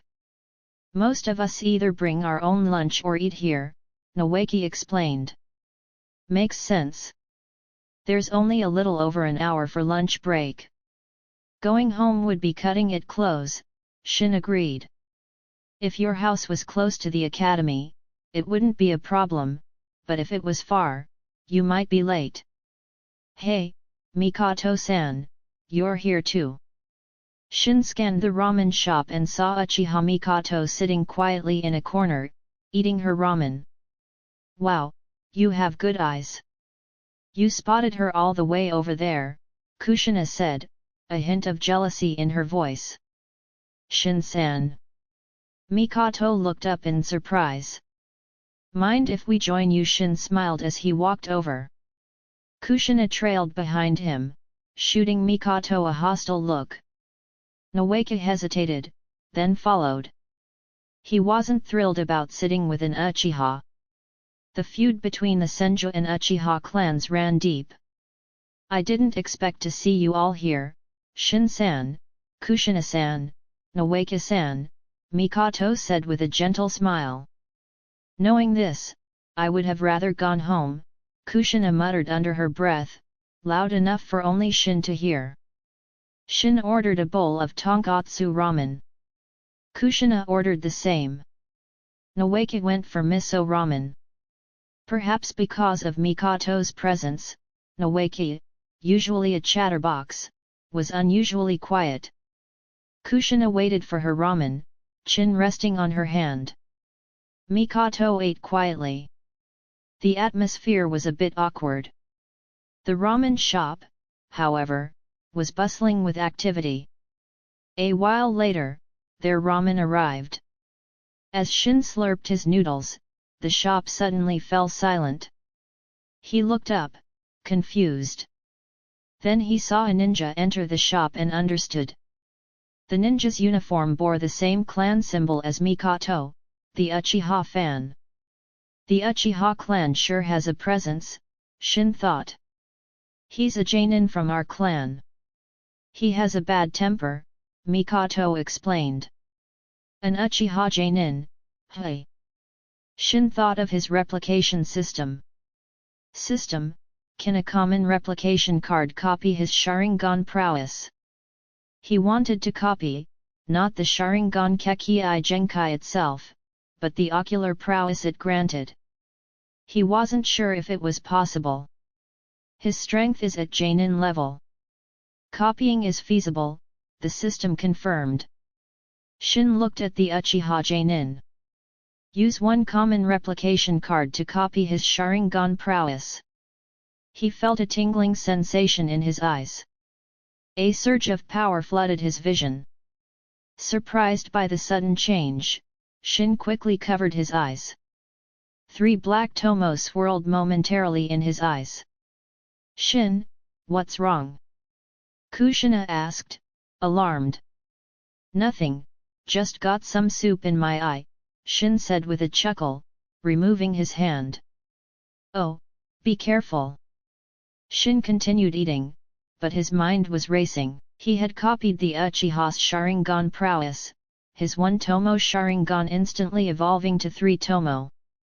A 5-year-old with a 3 tomo Sharingan. If the Uchiha clan found out, who knew what they would do? This system cheat is insane. What's the point of training when you can just copy everything?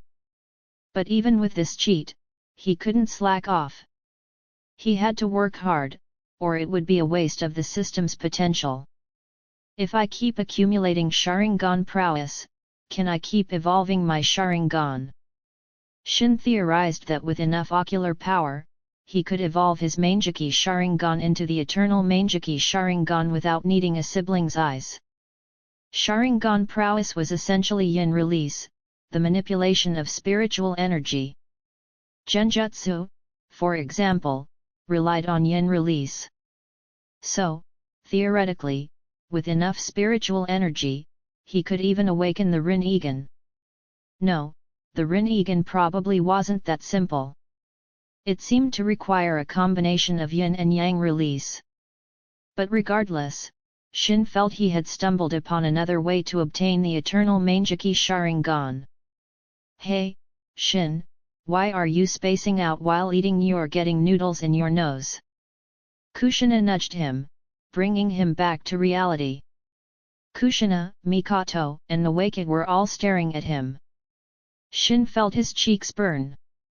Just thinking about something, he mumbled, shaking his head to clear his thoughts.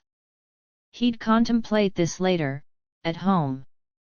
After finishing their meal, Shin paid for everyone's ramen, including Mikoto's. Mikoto tried to pay him back, but Shin insisted, saying they were friends. Chapter 23, First Encounter with Orochimaru and Jiraiya. I'm stuffed. Let's go. Shin wiped his mouth, then Kushina's, earning him a smug grin from her. She shot a triumphant look at Mikoto. Mikoto didn't react to the provocation, instead returning a gentle smile, much to Kushina's annoyance. Mikoto didn't seem to care about her rivalry at all. And after interacting with her, Kushina found it hard to maintain her hostility towards such a sweet girl. Hold it right there. Just as they were about to leave the ramen shop, the Uchiha ninja stopped them. Shin frowned, turning to face the man. He had just copied the man's Sharingan prowess, evolving his own Sharingan to 3 Tomo, but he still didn't like the guy. The man was arrogant and unpleasant, no one would like him. You're an Uchiha, aren't you? Why are you with a Senju? The Uchiha ninja questioned Mikoto. Mikoto lowered her head, remaining silent, her face pale. Seeing Mikoto like this, Kushina bristled. What's it to you? She retorted. She didn't like this Uchiha one bit. What did you say? The Uchiha stood up, his 3 Tomo Sharingan glaring at Kushina. Kushina, intimidated, hid behind Shin. He was a Jainin, a killer. His killing intent, amplified by his Sharingan, was palpable. If Kushina hadn't witnessed the destruction of her clan and experienced such trauma, she might have been paralyzed with fear. Shin's eyes narrowed. He could tolerate a lot to maintain his low profile, but this was crossing the line. He was about to step in when a familiar voice rang out. Shin, Kushina, Nawake, what are you doing here? Tsunade approached, flanked by 2 others. One had a pale face and an aura of coldness, like a venomous snake lurking in the shadows. This was Orochimaru, Tsunade's teammate. The other had spiky white hair and red markings under his eyes. Jiraiya. Is there a problem here? Tsunade noticed the Uchiha Jainin, his Sharingan activated and killing intent radiating from him. A Jainin intimidating children, how impressive. What's your name? Tsunade asked coldly. The Uchiha Jainin paled. He recognized Tsunade, every ninja in Konoha knew her. He could act tough in front of others, but not in front of Tsunade. She wasn't afraid of the Uchiha clan, and she wasn't afraid to use her fists. If she punched him, even the Uchiha clan head wouldn't be able to do anything about it. He had no choice but to back down. Besides, Tsunade was the best medic in Konoha. If he ended up in the hospital, she could make sure he never left. Get lost. And if you ever bother them again, I'll make sure you regret it, Tsunade threatened. The Uchiha Jainin, Uchiha Ryuta, scurried away. Even if he was an Uchiha genius, the clan wouldn't risk disrespecting Tsunade for him. Tsunade was the Sandaime Hokage's student. Fighting her was the same as fighting the Hokage. If the Hokage found a reason to punish them, the Uchiha clan would suffer. The current Sandaime Hokage wasn't the weak old man he would become, he was still a force to be reckoned with. Kushina, are you alright? Shin asked. Kushina shook her head. With Shin by her side, she wasn't that scared. I'll get you back for this. One day, Ryota. Shin glared at the Uchiha's retreating figure. If they weren't in Konoha, Ryota would be dead. Shin was confident he could kill an Uchiha Jonin. He might not be able to take on an elite Jonin yet, but a regular Jonin was no problem. Pfft! Ha ha ha ha! What did you say? Kid Jiraiya burst out laughing.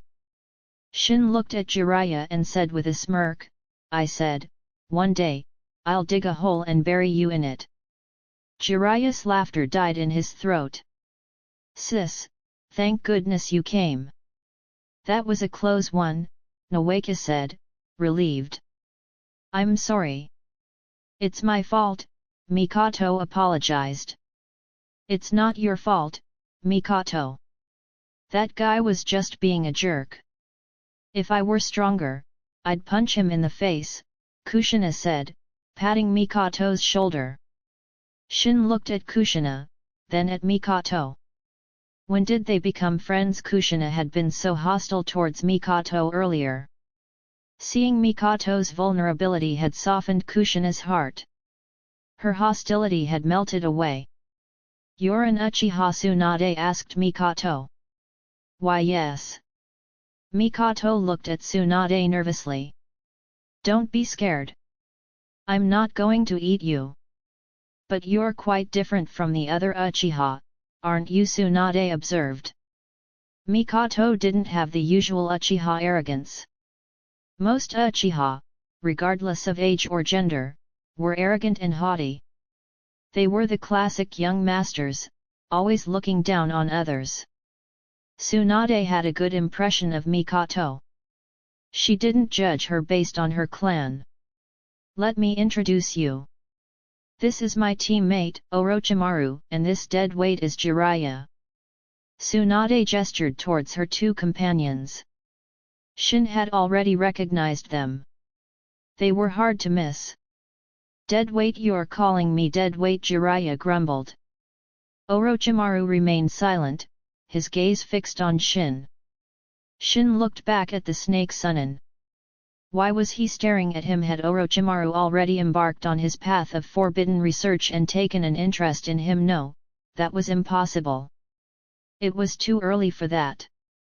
But why was he staring? Shin felt uncomfortable under Orochimaru's intense gaze, like a mouse being watched by a snake. Interesting, Orochimaru said with a sly smile. Shin frowned. Orochimaru's smile didn't bode well. Chapter 24, Guidance from Uzumaki Mito. After a brief exchange, Orochimaru and Jiraiya left, but Tsunade stayed behind.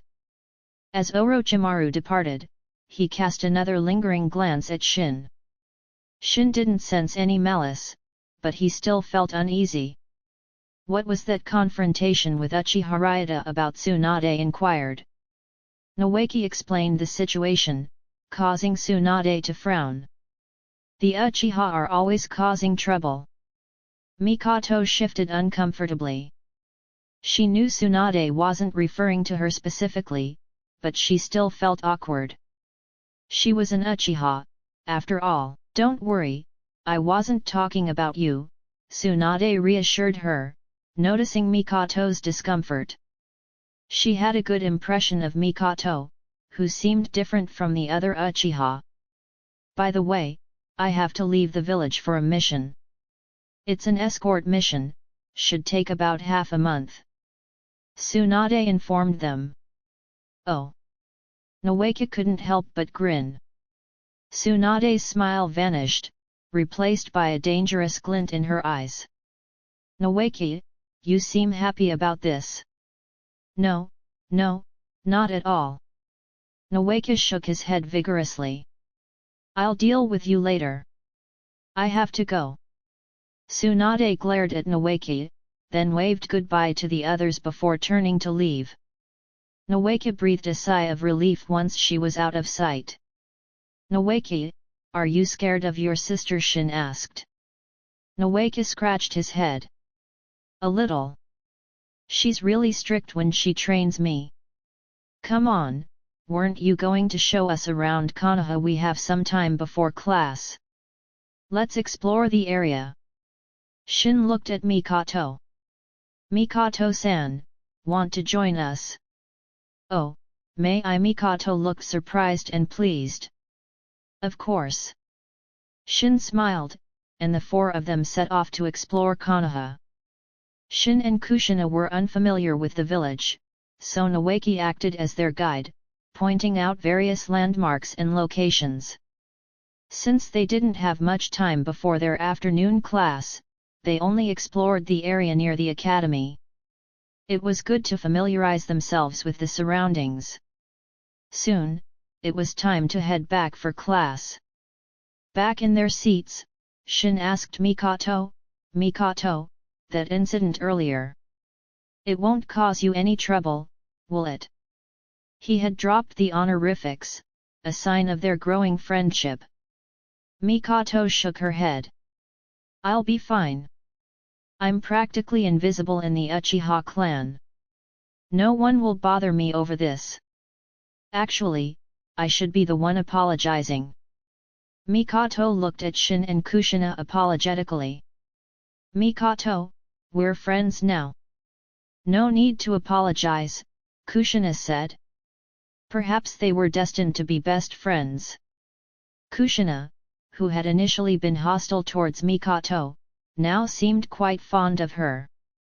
The afternoon class was another lecture. Kushina wasn't interested in theory, she felt like falling asleep. Shin felt the same. If the lecture had been useful, he would have paid attention, but it was all stuff he already knew or found irrelevant. School let out early, a little after 4 in the afternoon. After school, they accepted Noeki's invitation to explore more of Konoha. Back at the Senju compound, Shin refrained from practicing taijutsu or kenjutsu. He didn't want to attract attention so soon after arriving in Konoha, so he focused on chakra refinement. He didn't know if the Sandame had assigned Anbu to watch them, but it was better to be safe than sorry. Practicing taijutsu or kenjutsu might reveal his true strength. Even practicing ninjutsu was risky. For now, he'd stick to refining chakra. Should I copy the Byakugan? Shin thought of his advanced replication card. He had 4 cards in total, 3 common and 1 advanced. The advanced card could copy S-rank jutsu, cage level chakra, and physique, and even Kekkei Genkai. The Byakugan, while seemingly less impressive than the Sharingan and Rinnegan, had powerful sensory capabilities and could even evolve into the Tenseigan. The Tenseigan was a jutsu on par with the Rinnegan, perhaps even surpassing it in offensive power. After some consideration, Shin decided against it. While the Byakugan's sensory abilities were useful, especially for detecting surveillance, it would also turn his eyes completely white. Walking around with those eyes would draw unwanted attention, especially from the Hyuga clan. If only I had the mind's eye of Kagura. It's even better than the Byakugan. He shook his head, pushing the thought aside. He didn't know how to awaken it, or if it was even possible for him. As far as he knew, only Karin possessed that ability. A few days passed. Shin and Kushina's days were filled with school, exploring Konoha with Noeki and Mikoto, and chakra refinement. One day, they were summoned to Uzumaki Mito's residence, along with Kai and Akiko. "I've called you here today to teach you the Uzumaki clan's sealing jutsu." Shin's face lit up. This was great news. With Mito's guidance, they would progress quickly in Finjutsu. Kai and Akiko were also excited. "We'll start with the most basic sealing formulas," Mito said seriously. These children were the last remnants of the Uzumaki clan, the hope for its revival. As a former princess of the clan, Mito wanted nothing more than to see it restored to its former glory. She would teach them everything she could. How much they learned, however, depended on their talent. From then on, their days were filled with school, followed by lessons in Finjutsu from Mito after dinner. Under Mito's tutelage, Shin, already a genius, progressed rapidly. Kushina also learned a lot. She was talented, second only to Shin. But Shin had warned her not to stand out too much. She should learn the jutsu, but pretend she wasn't as skilled as she actually was. Chapter 25, 25, Bonus, Time to ditch the dead weight. This is a bonus chapter. We're almost at 250 power stones. Thank you all very much. Over a year had passed since Shin arrived in Konoha. In the training ground of Tsunade's small courtyard, Shin practiced his swordsmanship, his katana flashing in the sunlight. Not many in the shinobi world specialized in kenjutsu. Most relied on ninjutsu, it was the primary focus of their training. The most skilled swordsman in Konoha was probably Sakumo Hatake, though it seemed he hadn't earned the moniker Konoha's White Fang yet. Shin hadn't even heard the name Sakumo Hatake before. He was probably still relatively unknown. Mastering kenjutsu required not just hard work, but also finding your own path. From the beginning, Shin had known what path he wanted to take, one that maximized his strengths, and his strengths were his perfect sage body, granting him monstrous strength and speed. His kenjutsu would be one of overwhelming power and swiftness. 3-step slash. Shin unleashed 3 slashes in the blink of an eye, effortlessly slicing the wooden training dummy into 4 pieces. 3 slashes per second were child's play for him now. His limit was 5.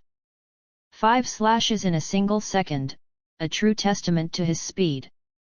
Even an elite genin, caught off guard, wouldn't be able to withstand such an assault. If I could combine this with space-time ninjutsu, I can already imagine myself racking up kills on the battlefield.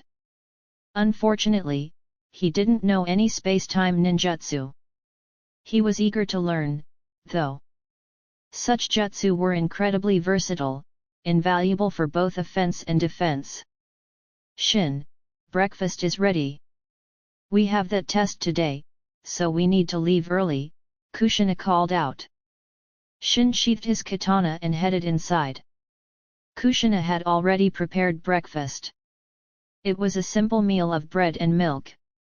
Shin had baked the bread, Kushina had only set the table. He didn't dare let Kushina cook. She was a master of creating culinary abominations. The one time he had tried her cooking, he had spent the entire morning throwing up. From then on, he had banned her from the kitchen.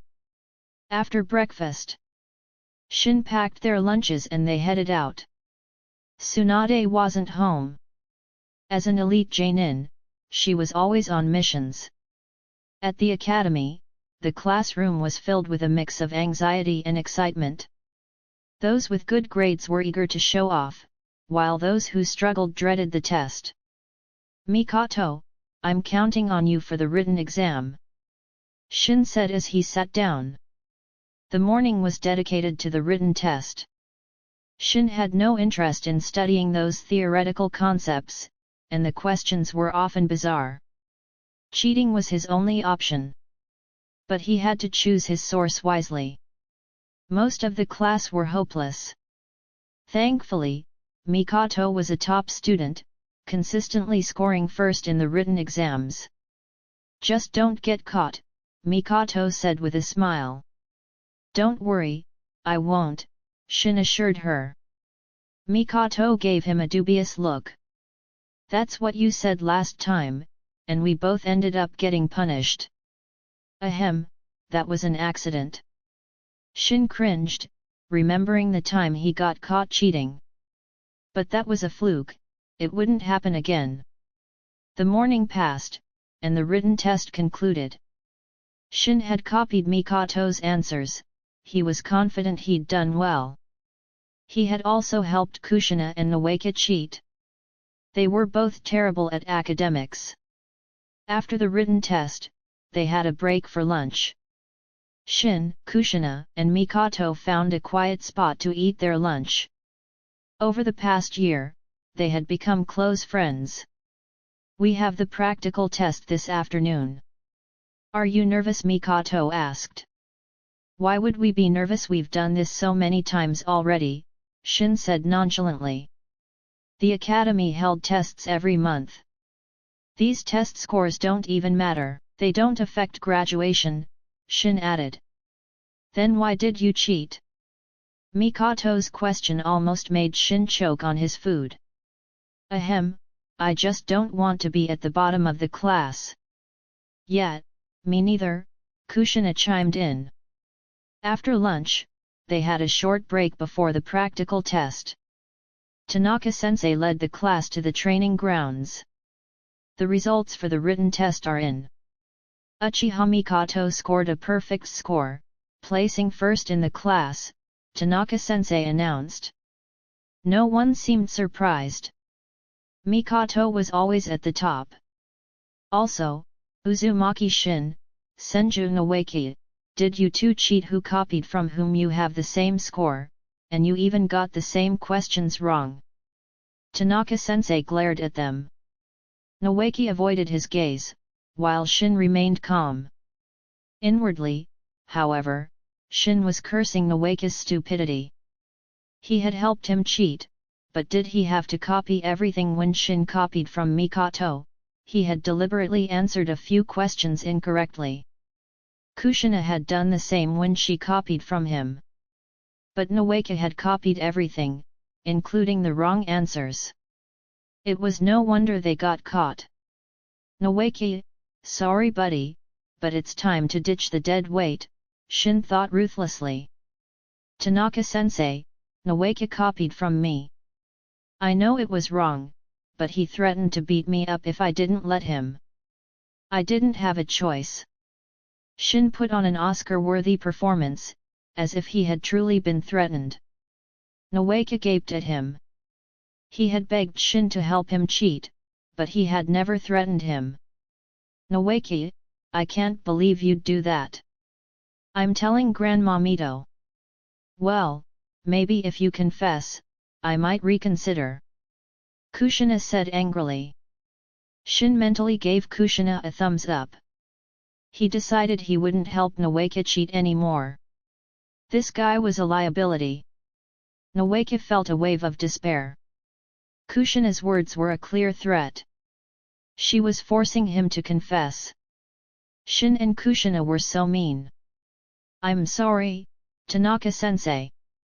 I copied," Nawaki confessed, hanging his head. "Copy the questions from this test 100 times. You have 3 days, Tanaka-sensei said without a trace of sympathy. Nawaki felt like he had been struck by lightning. Copying the questions 100 times, he'd be dead from exhaustion. And he only had 3 days. He wanted to cry. Chapter 26, 26, Shin's bribery and threats. Nawaki squatted on the ground, his face a picture of despair. Copying the test questions 100 times was pure torture. Shin gave him a sympathetic look. Honest, he thought. Not gloating at all. Next up, the practical test. We'll start with kunai throwing. Tanaka-sensei announced, glancing at Nawaki. "Nawaki, what are you still doing on the floor? Want me to add another 100 lines?" Nawaki shot to his feet, glaring at Tanaka-sensei as if he were a demon. Shin patted Nawaki's shoulder. "Sacrifices must be made, my friend. You understand?" Nawaki gave him a mournful look. 100 times. How could he understand? "All right, let's begin. Uzumaki Shin, you're first." "Lucky me, first up." Shin smiled, pulled a kunai from his pouch, and stood at the designated distance, about 15 meters from the target. They were still young students, throwing accurately from a greater distance would be challenging for most. With a flick of his wrist, the kunao flew through the air, striking the target with a satisfying thud. 9 points. Not bad. Almost a perfect score, Tanaka-sensei said approvingly. Humph, is that all you've got? A sneer reached Shin's ears. He didn't need to turn around to know it was Kai. Shin turned and faced him. Kai, what was that? I didn't quite catch it. Say that again. Kai met Shin's gaze, a flicker of fear in his eyes. Shin had broken his leg when they were younger, the memory still haunted him. He wasn't sure if he hated Shin more than he feared him, or the other way around. Seeing Kai shut his mouth, Shin snorted and returned to Kushina's side. Why only 9 points? Kushina whispered. Don't want to stand out too much. 9 is a good score, Shin said with a smile. He didn't need to flaunt his abilities. He was still a young dragon, learning to fly. He would soar through the skies one day. The kunao throwing test concluded. 4 students achieved a perfect score: Mikoto, Noeki, Minato, and, surprisingly, Kai. That smug look on his face is really annoying. Kushina glared at Kai, her fists clenched. If he came any closer, she'd punch him. Don't mind him, Shin said calmly. But inwardly, he was plotting ways to take Kai down a peg or two. After the kunao throwing, it was time for the sparring matches. They were paired up for one-on-one combat. I'll now announce the pairings. Uzumaki Shin and Senju Noeki, Uzumaki Kushina and Uchiha Mikoto, Hyuga Hayashi and Hyuga Hisashi, Uzumaki Kai and Namikaze Minato. Whoa, sibling rivalry. Tanaka-sensei is ruthless. Shin looked at Hayashi and Hisashi, feigning sympathy while inwardly relishing the upcoming match. I wouldn't mind being paired with you, Hayashi said to Shin, his expression stoic. Nat, I don't want to be with a stick in the mud. Hayashi always had the same serious, expressionless face. Shin found it boring. Shin, we're paired up. What am I supposed to do? Noeki asked, his voice filled with dread. Noeki, out of allowance again. Tell you what, I'll treat you to yakiniku. Just throw the match, okay? Shin gave him a friendly smile. And Noeki, you wouldn't want Tsunade to find out you cheated on the test, would you?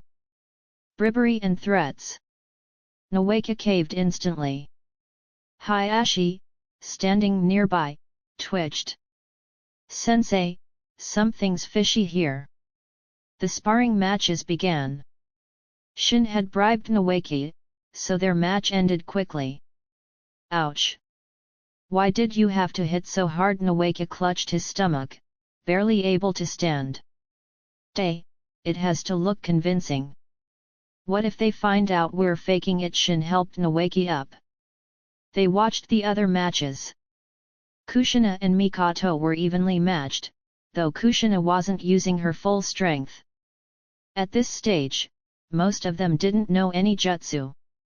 The Uzumaki and Senju, with their superior physique, had an advantage in taijutsu.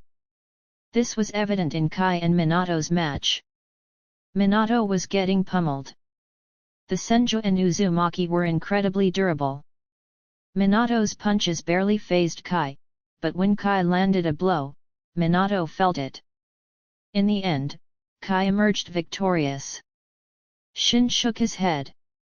This was the advantage of having a Kekii Genkai. The world was unfair. But this was only temporary.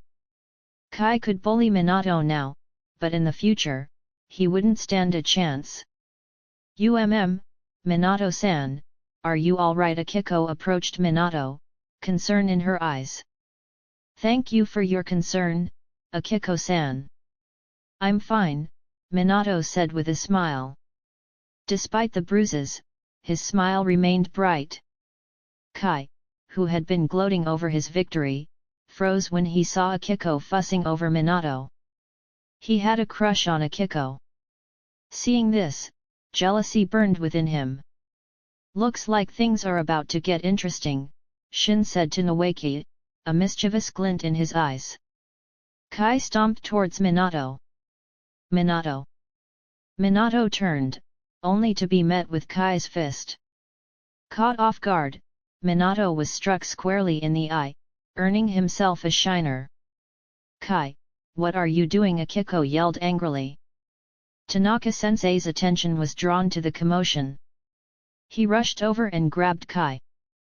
"Kai, your match is over. Why did you attack Minato-san?" Tanaka-sensei demanded. "Hey, what's going on?" Kushina and Mikoto joined Shin. "Hey, your match is over." "Yeah, and I won," Kushina said excitedly, looking at Shin expectantly. "Oh." Shin's flat response deflated Kushina's excitement. Kushina pouted. Couldn't he at least sound a bit more enthusiastic? Chapter 27, The Choice for Nine Tails Jinchuriki. "Shin, what's going on here?" Mikoto, seeing Tanaka-sensei scolding Kai, asked Shin for an explanation. "Well, it's a bit complicated, but I'll give you the short version." Shin cleared his throat. Kai likes Akiko, but Akiko seems to have a thing for Minato. So, Kai, in a fit of jealousy, punched Minato. "Wow, Kai likes Akiko." "Poor Akiko," Kushina said, shaking her head. "By the way, your match ended so quickly. Who won?" Mikoto asked curiously. "I did, of course. Noeki is no match for me. I could take him down with one hand tied behind my back." Shin glanced at Noeki, but he wasn't exaggerating. He really could defeat Noeki with one hand. "You're so mean, Shin. You bribed me. If you hadn't, I would have crushed you," Noeki protested. "Yeah, right. You'd be the one getting crushed," Kushina scoffed. If Shin used his full strength, Noeki wouldn't stand a chance. "It's satisfying to see Kai get scolded," Shin said with a smirk. Kai was severely reprimanded and forced to apologize to Minato. Minato readily forgave him. "He forgave him just like that. Shouldn't he at least try to get even?" Shin remarked. "Uzumaki Shin!" Kai roared. "What, want to fight me? I'll break your other leg." Kai, who had been fuming, felt a phantom pain in his leg and backed down. The other students were surprised. Why was Kai so afraid of Shin? Shin was good, but he wasn't that much better than Kai. What was going on? "All right, no fighting. If I catch you brawling, you'll be punished," Tanaka-sensei warned. That concludes today's test. Class dismissed. "Minato-san, go get those injuries treated." Cheers erupted as the students celebrated their early dismissal. "Shin, don't forget you owe me yakiniku," Noeki reminded him. "Don't worry, you'll get your meat. Let's go." Shin, Kushina, Mikoto, and a hopeful Noeki headed towards a yakiniku restaurant. At the Senju compound, the Sandaime Hokage stood outside Uzumaki Mito's residence. "Mito-sama, Sarutobi Hiruzen requests an audience." "Ah, it's Little Monkey. Come in." Hiruzen blushed at the nickname. Thankfully, they were alone, it would have been embarrassing otherwise. "Mito-sama, you summoned me." Hiruzen hadn't come of his own volition, Mito had sent for him. "Hiruzen, I called you here to discuss the Nine Tails Jinchuriki." Mito had stopped calling him Little Monkey, much to his relief. "I'm old, Hiruzen. I don't know how much longer I can hold on. We need to choose a new Jinchuriki soon." Hiruzen was silent for a moment. "What are your thoughts, Mito-sama?" The Nine-Tails Jinchuriki should ideally be an Uzumaki. Only their constitution can properly suppress the Kyuubi. Otherwise, it might go on a rampage or even break free from the seal. Mito's voice was grave. The Nine-Tails was a force to be reckoned with. Without Hashirama, Konoha would struggle to contain its power. I agree. Hiruzen was also cautious when it came to the Nine-Tails.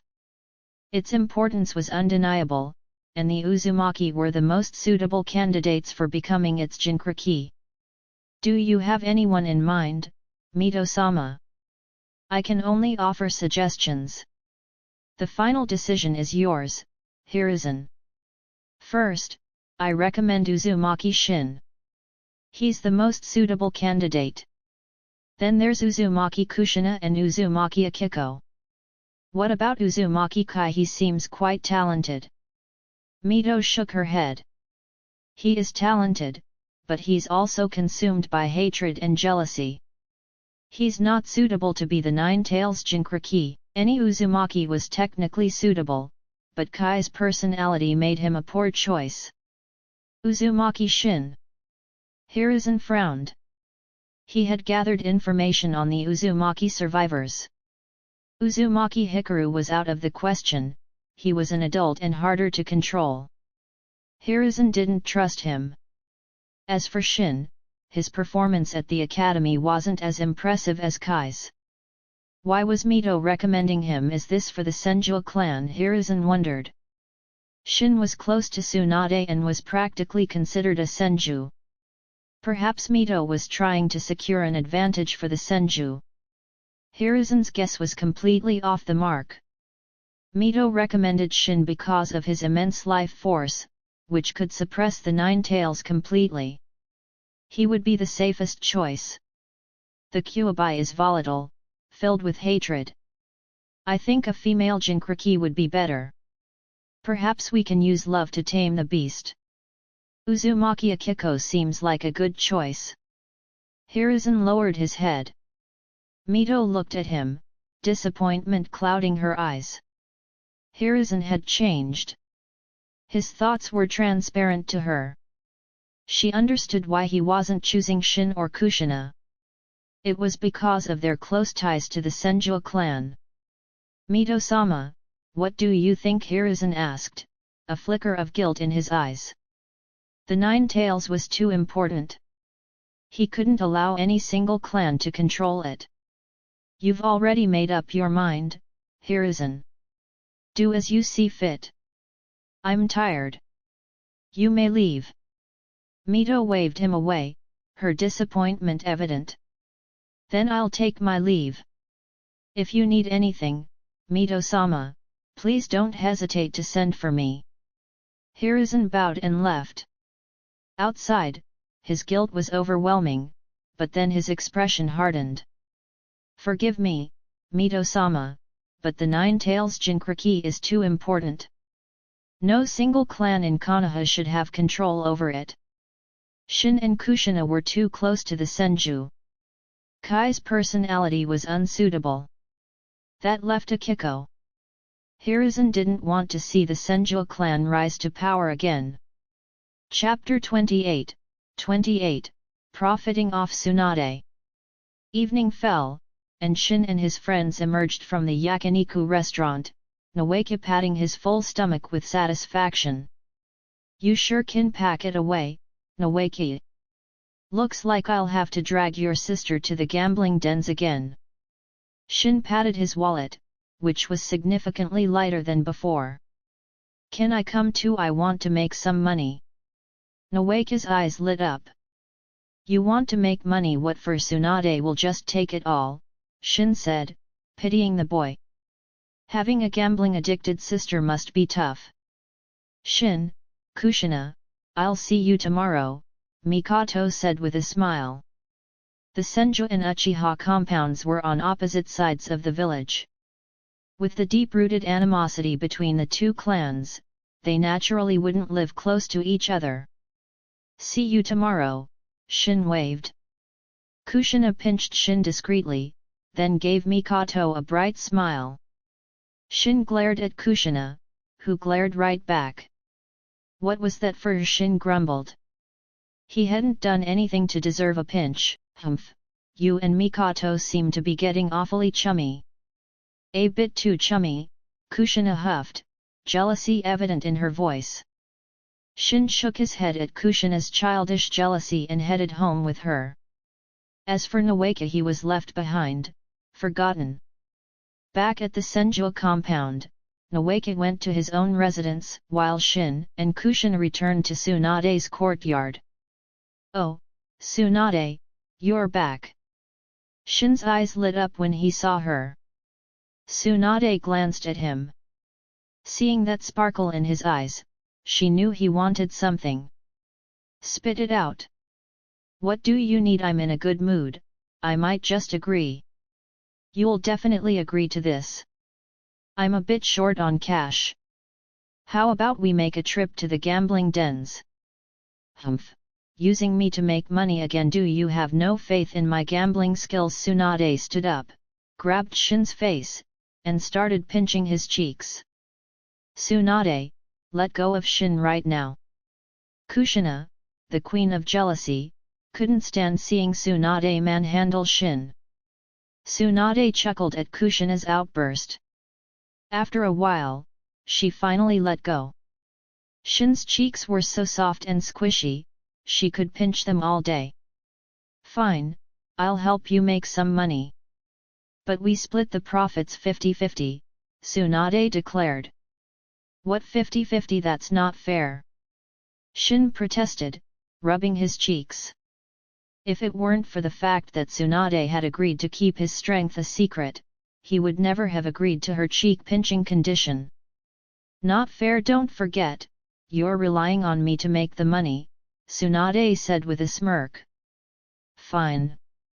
Shin might be complaining, but he knew this was a good deal. All he had to do was bet against Tsunade, and he'd make a killing. That was his strategy. Thankfully, Tsunade wasn't infamous yet. She wasn't known as the legendary sucker yet. Otherwise, this plan wouldn't work. Let's go. Tsunade grabbed Shin's hand, channeled chakra to her feet, and vanished in a series of leaps, leaving Kushina fuming. That woman! She left me behind again. Kushina wanted to follow, but she didn't know where they were going. She could only wait at home. They returned late at night, both grinning as they counted their winnings. Shin, when are we going to make another killing?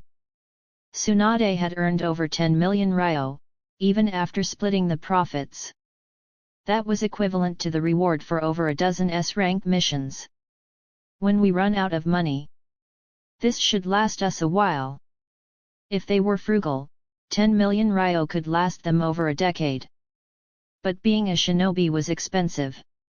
Still, this should be enough to last them until graduation. You're finally back. Shin, did that woman do anything to you? Kushina rushed out, grabbing Shin and glaring at Tsunade. Hey, brat, do you think I'm some kind of pervert? Tsunade said indignantly. Humph, you think you're being subtle? I see right through you, you cougar. Shin, embarrassed, excused himself and went to his room. You two have fun arguing. I'm going to bed. Little girl, if you weren't so young, you'd be crying in a corner right now, Tsunade threatened, slamming her fist on a nearby table, shattering it. I'm not scared of you. In a few years, I'll challenge you to a duel, and we'll see who's stronger. Kushina declared, her small fist clenched.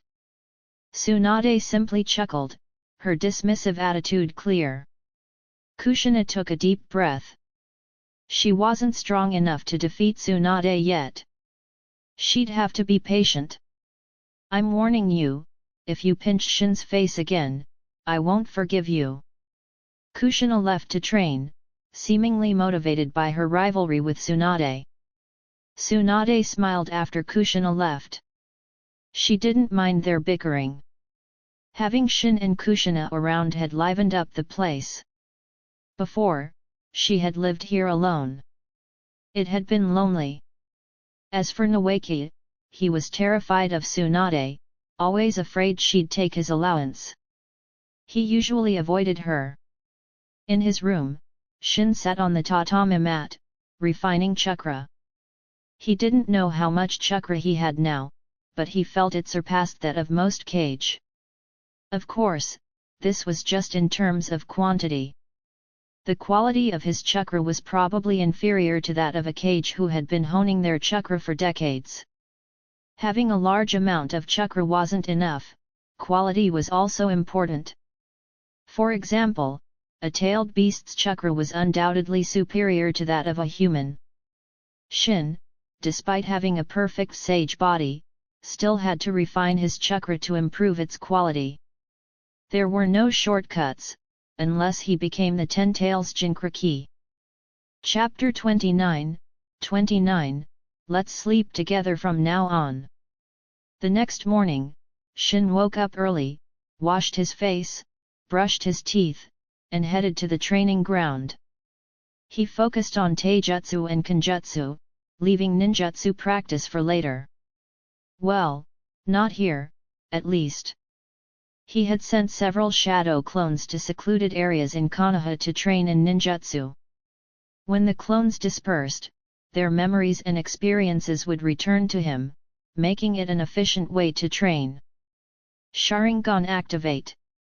Shin's eyes turned crimson, 3 tomo swirling within. Still just a 3 tomo Sharingan. When will it evolve into the Manjiki? Shin sighed. Over the past year, he had used his 3 common replication cards, copying the Sharingan prowess of Uchiha Jonin. He had discovered that he could copy the same ability from the same person multiple times.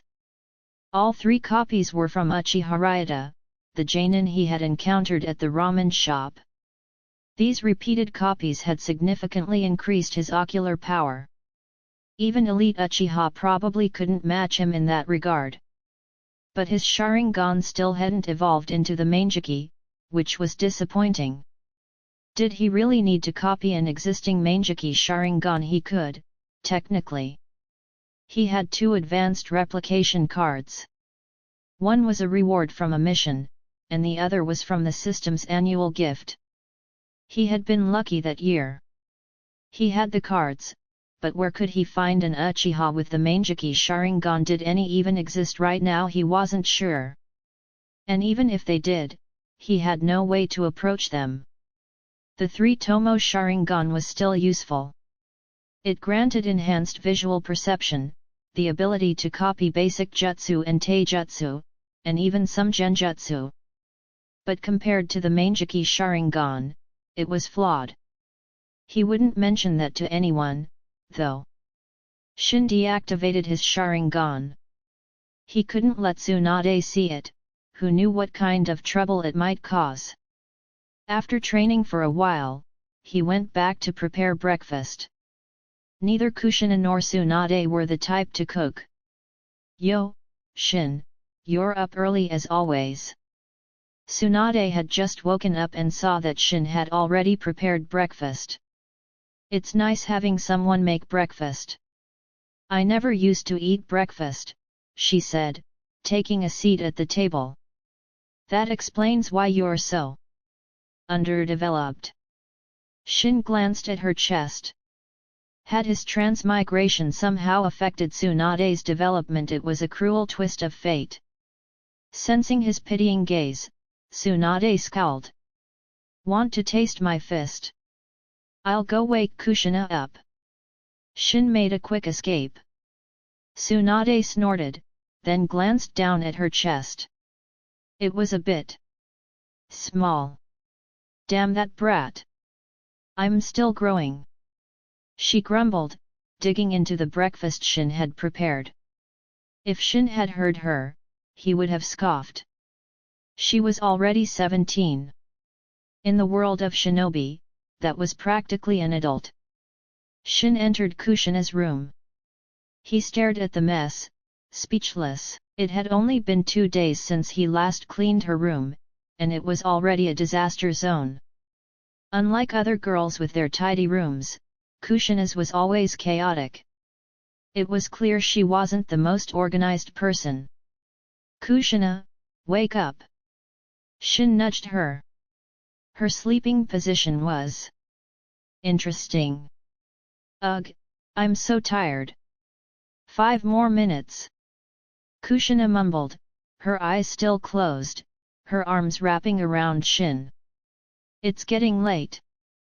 If you don't get up now, we'll be late for school. No, I don't want to get up. Kushina snuggled closer to Shin, enjoying the warmth and comfort. This is so comfy.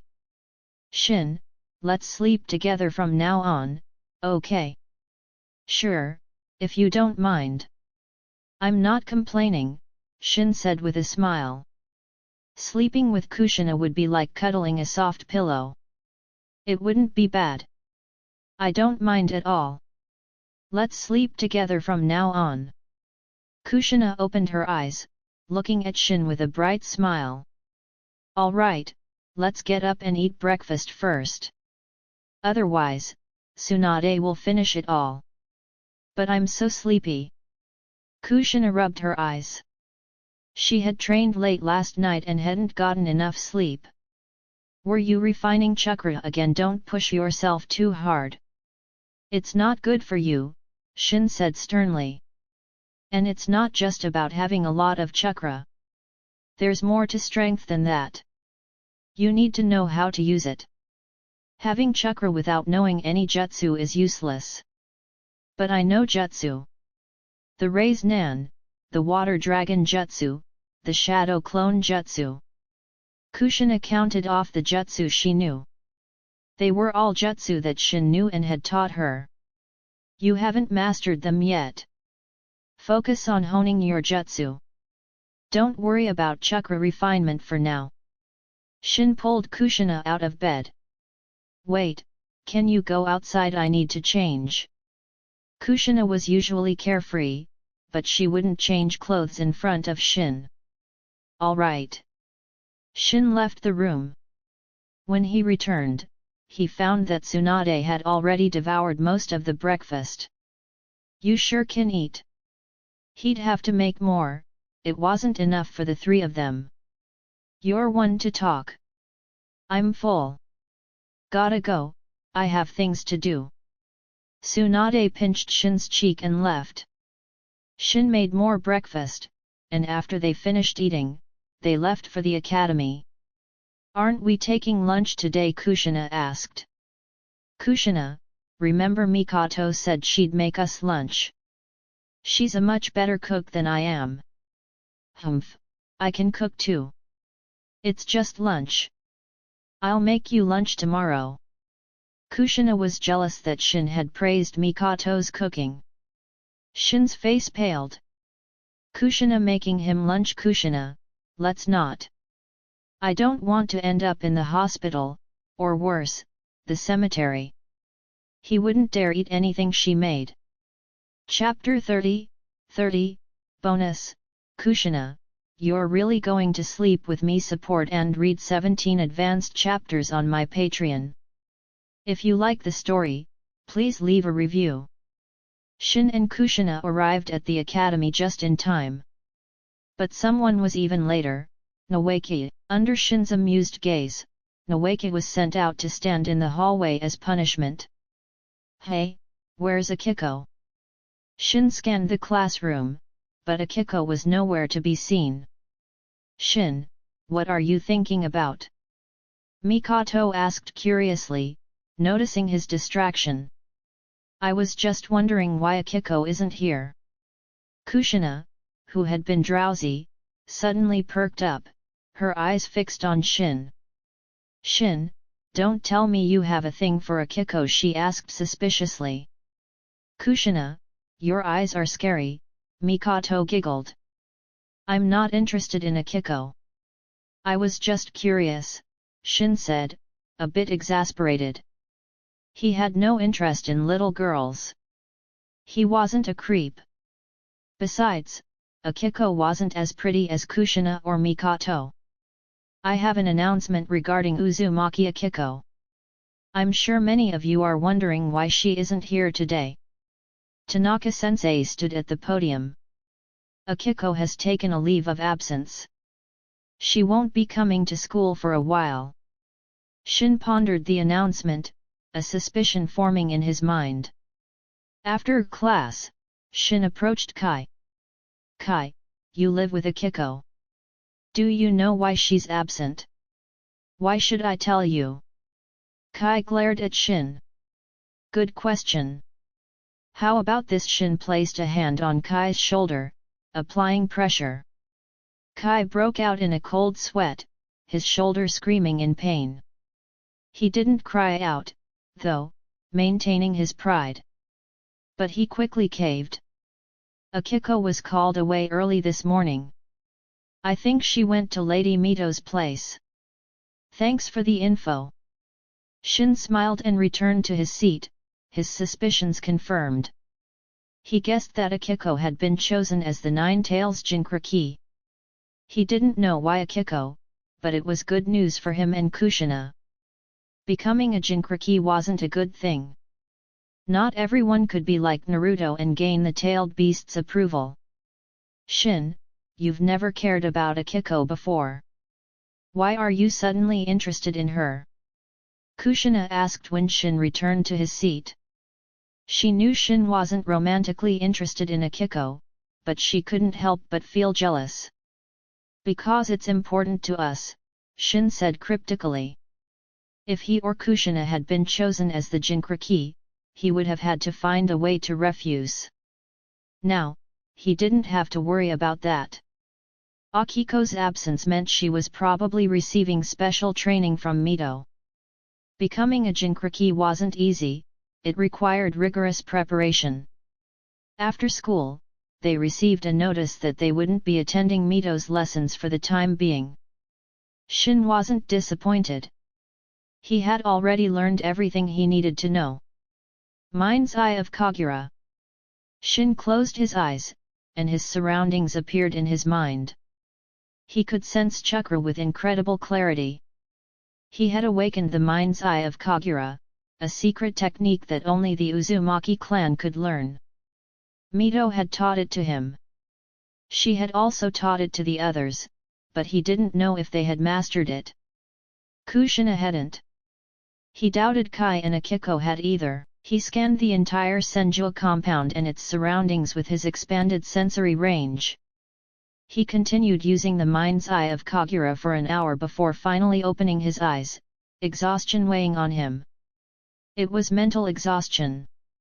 The chakra cost was minimal, but the strain on his mind was significant, especially with prolonged use. But it had its benefits. It slowly increased his mental power. It was one of the ways he had found to strengthen his mind. The other method was to use the system's replication cards to copy Uchiha ocular prowess. Looks like Tsunade isn't coming back. Let's eat. Shin exited his room and announced to Kushina. I've been waiting forever. I'm starving. Kushina whined dramatically. Shin chuckled and prepared a lavish dinner. They had money now, there was no need to be frugal. After dinner, Shin trained his taijutsu and kenjutsu in the training ground. He then dispelled his shadow clones, absorbing their memories and experiences. He had secretly sent them out to train in ninjutsu. Shin organized the knowledge he had gained, refined chakra for an hour, then took a bath and prepared for bed. Just as he lay down, his door creaked open, and Kushina entered, clutching a blanket. Shin stared at her, bewildered. Kushina, what are you doing in my room? Shouldn't you be sleeping? Did you forget what you said this morning? We're sleeping together from now on. You promised. Don't tell me you're going back on your word. Kushina tried to sound fierce, but Shin only saw cuteness. Fierce cuteness. Kushina, you're really going to sleep with me? Shin asked, surprised. Of course. And we've slept together before, haven't we? Kushina climbed onto the tatami mat, snuggled up next to Shin, wrapped her arms around him, and rested her head on his chest. That was when we were little. Don't you feel awkward now, Kushina? Shin inhaled the sweet scent of her hair. Not at all. I feel comfortable sleeping with you, Shin. Kushina snuggled closer, nuzzling him. Shin wasn't going to argue. That would be stupid. All right, let's get some sleep. But try to stay still, okay? No moving around. Shin, do you dislike me? Kushina pouted. Even in the darkness, with only the moonlight filtering through the window, Shin could see her expression. Even if I were to dislike someone, it wouldn't be you. Now go to sleep. Shin pinched her cheek and closed his eyes, enjoying the warmth of this human-shaped pillow. Kushina also felt comfortable and safe in Shin's arms. She quickly drifted off to sleep. Thanks for watching.